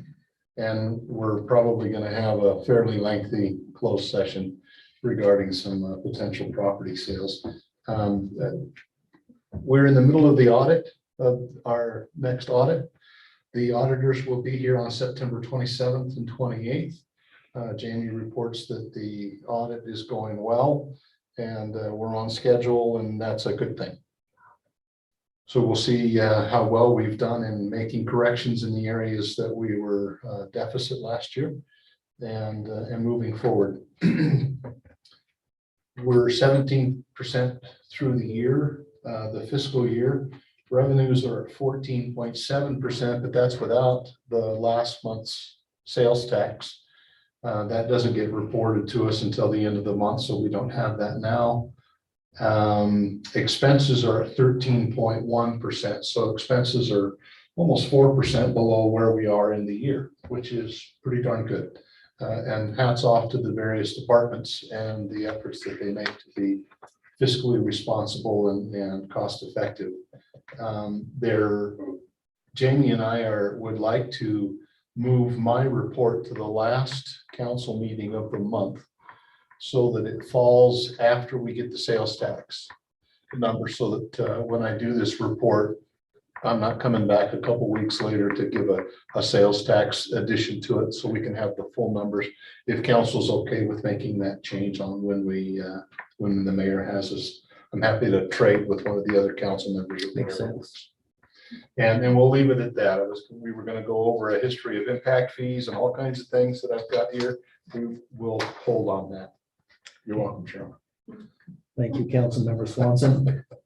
John, we should have received the sales tax number for July. I don't recall seeing how that compared to budget. I know we won't get August till maybe next week or the end of this week. Shot up. Yeah, there it is. We showed that a couple of weeks ago. That is, that's just for June. I'm talking about, we should have the first month of this fiscal year. Oh, I've not seen that one yet. We should have it though, We should. in comparison to how that comes out to what we budgeted, see what we're starting the year out. so usually I think that's what we'll be getting in a couple weeks.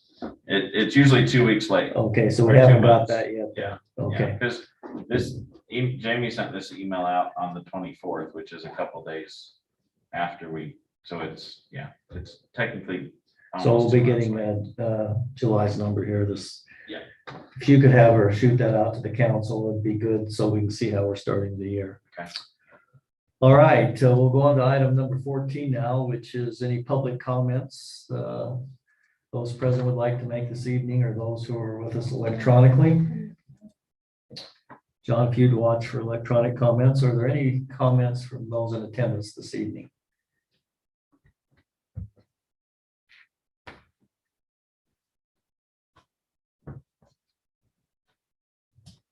Alan Barker. I am a North Ogden resident. I've got a comment on Village Electronics Point. One thing that was concerning that I heard was the senior center is developed, but the cottages are no longer going to be developed and there's no plan for landscaping is what it sounded like. If that's the case, I think we should probably get on board and try and get something figured out, because driving over there are plenty of weeds. If they're not gonna have a dog park or a park developed in the foreseeable future, at least they can have some grass for kids to run on, because right now, there's nothing. John, is that the case that they're not going to develop, or they just haven't developed yet? They've been exploring the cottages. It's a different management group than the one that designed the concept. And so they're not sure if they want to do the cottages or not. And so I'll check with Scott, because he's the one who's been interacting with them. So I will follow up there. Okay.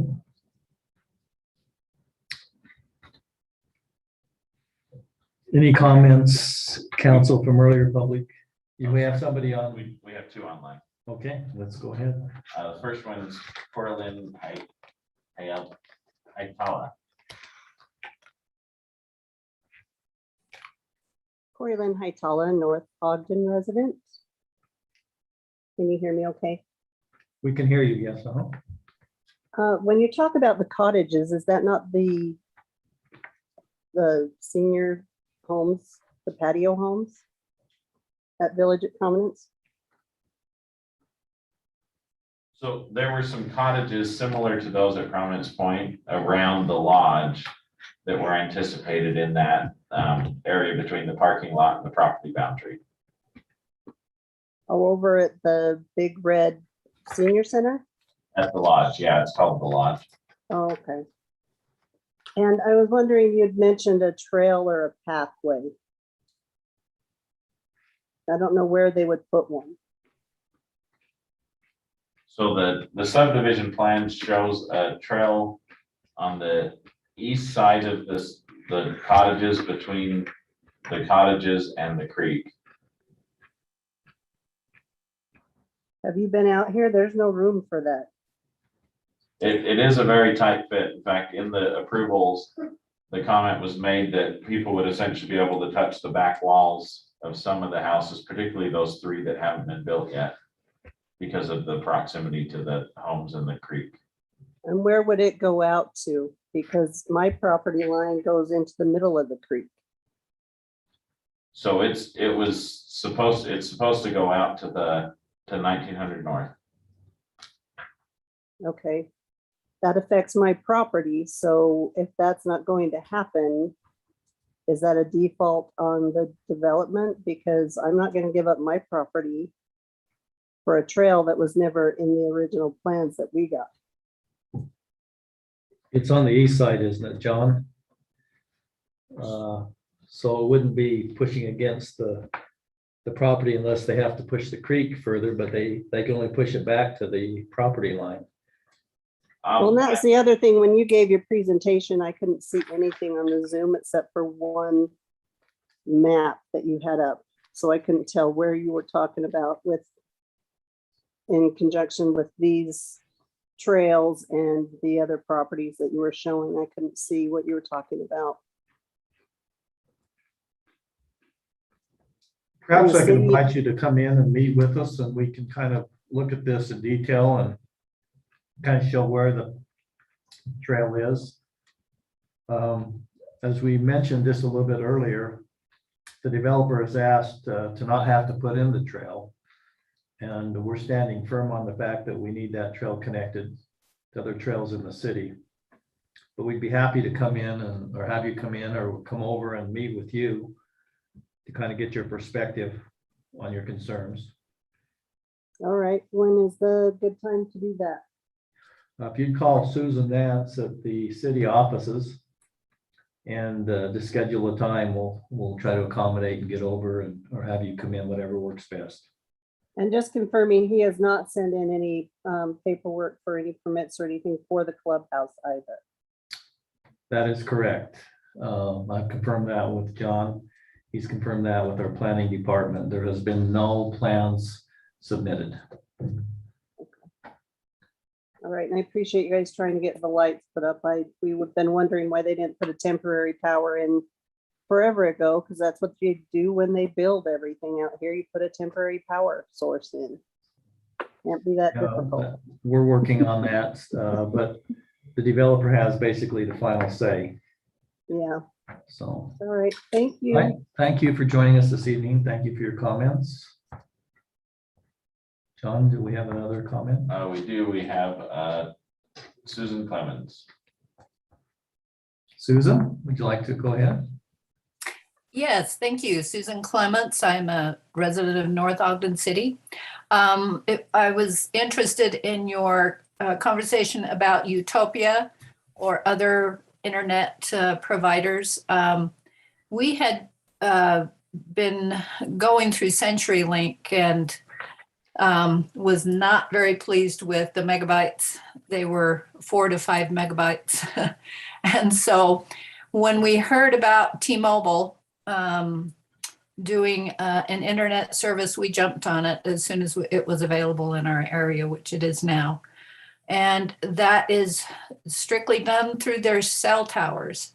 I would be hesitant to do very much hardscape or hardwire until you can see where things are going as far as wireless internet. I might suggest that you contact either the Weber State University and talk to someone up there who might give you some suggestions on just what direction internet services are going and whether the hardwire is going to be the thing of the future or over the air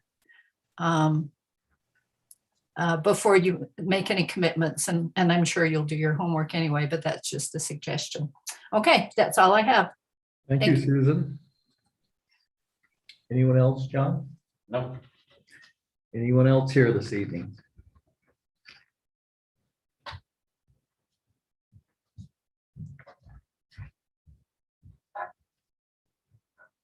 My name is Candace from Ogden. I'm a North Ogden City resident, and I have a simple question. Has anyone asked the question of wireless technologies and human health? I think that's an important question, and that's my only comment. Thank you. Thank you very much. See, John's writing that down. Okay, any other public comments this evening? Okay, thank you to those who have commented this evening. We always appreciate your attendance and your comments. Move on to item 15 now. Council, do you have anything you need to bring to our attention this evening that hasn't been discussed? Councilman Swanson? Just, and we don't need to discuss it now, but three things that I think we need to discuss in the near future. One is landfill use, landfill, jeez. You want to delay that till next meeting? Wow. I didn't know we had landfill. I'll be here all night. Thanks. Land use with regard to infill properties. Okay. Properties that, don't fit the cul-de-sac street, typical development. We have a number of those that are beginning to fill, and it's quite a headache for Okay. those. The other is, John, on the canal trail maintenance, where the city does not own that canal or the trail, other than the part that we've paved. Who's responsible for that maintenance, cost-wise and other?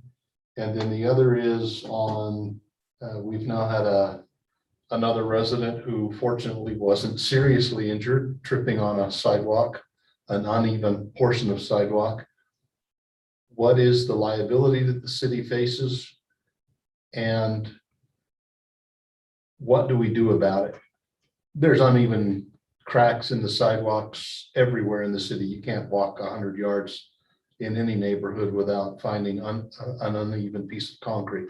So what's our exposure liability wise?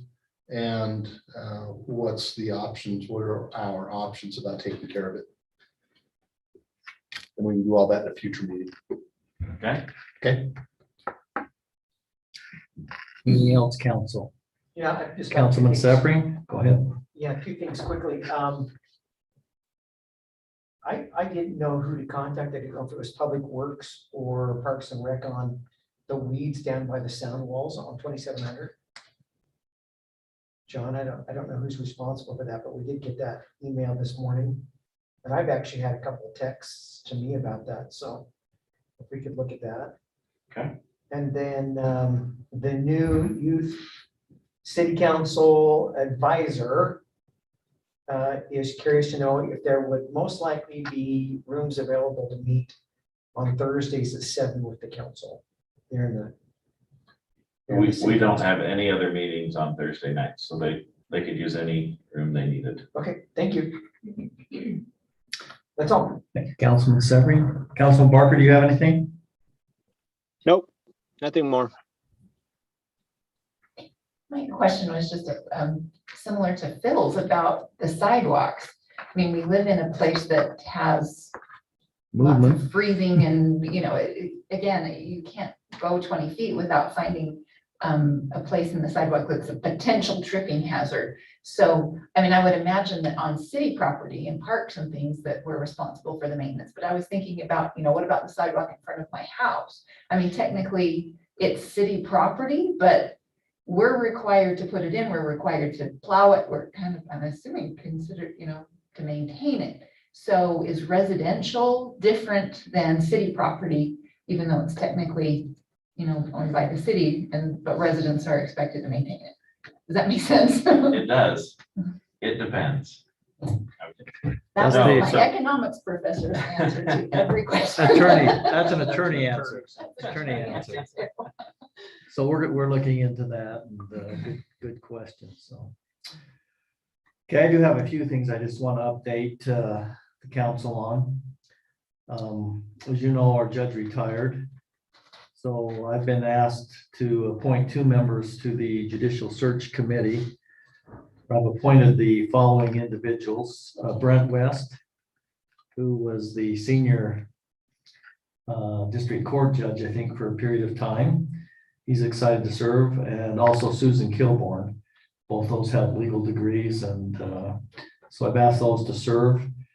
There'll be 2 members, I think, of a 5-member committee making a recommendation of 3 individuals to the mayor, who will then seek approval from the council on selecting an individual. Also, the state has an opening for their committee. Andy Blackburn, I think, has been on that, John, and they're looking for new member. He's not going to be reappointed. So if we have anyone that would be interested in serving on that in our community, we should seek that out.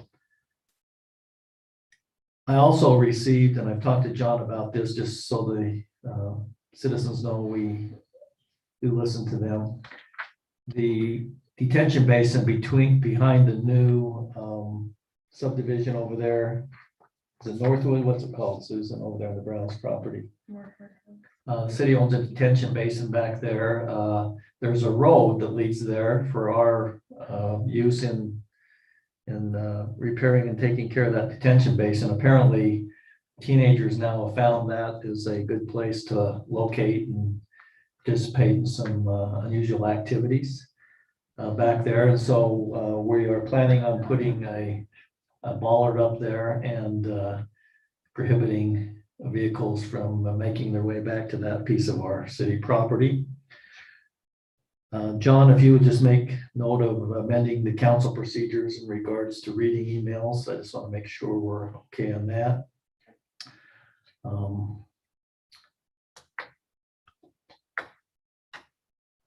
Also, some time ago, we asked in regards to events taking place in the city, if those were sponsored by the city or the county in regards to risk management. I don't know if anybody's seen that. I haven't seen that, John, if you could follow up. Once again, if it's a county activity, then they would have risk of on that. If it's a city activity, we would. Also, many of you probably received the email on what we can do to get our streets patched quicker once developers tie into the sewer. And John, I think you're working with Public Works on that. And then also, we are in the process, and we're, I think, pretty close to getting this out as an ethics policy for the employees of the city. That was one of the things, Councilmember Swanson, as you know, on our rating with the state on our risk. And that'll be going out to every employee, asking them to sign that that has been read. So then we did have a citizen ask about the continuation of our trail over. The gates are locked there just off of 2525 north by Pine View. That kind of cuts off the trail there. John and myself are going to be meeting with Ben Quick this week to see if we can't get them to leave that open. So those are the items that I have. Staff, you have any comments tonight? Oh, Chief, come on up. Well, just real quick, I want to give Council Severing an update. I think it was 2 or 3 weeks ago. We brought up an email about the Straw Crossing at 2750, about 1350. Dave Espinoza maybe updated you already that crossing will be marked with paint and sign. Awesome. So Thank you. and I myself spent some time out there kind of observing and see what's going on, and it's a snoozer. There's not a lot going on, but we'll mark it up. I thought somebody said you accidentally hit somebody. Well. I said someone jumped out in front of one of our police vehicles. That's what woke him up. Not true yet. Oh, it's not true, okay. And I think Public Works has been over there and rocked where the water is so people can pass through there. That's the end of a storm sewer line, and it just pours out there. So thank Public Works for taking care of that. So It's very nice. thank you. Stable to walk over, so good job, guys. Yeah, I didn't pass over you, did I, Councilmember Stoker? Do you have any further comments? No, no. I think you made the comment you had. So John, any staff comments this evening? No, I think we hit my follow-up items already. All right. We'll then move on to an action to enter into a closed meeting for reasons related to Utah State Code, Section 52-4-205, 1E, regarding strategy sessions to discuss the sale of real property. John Call will be making that presentation. So council, can I get a motion to enter into a closed meeting? So moved. So moved by Councilmember Ekstrom, Second. second by Councilmember Swanson. Any discussion? Okay, all in favor of entering into a closed meeting, please say aye. Bye. Aye. We'll now disconnect those who are with us electronically other than Councilmember Barker. Has to be disconnected as well. Oh, he can't. You can't participate. Okay, well, I guess Closed I've session. been told that unless you want to drive over. We'll let you know on that. Barker, He's here. you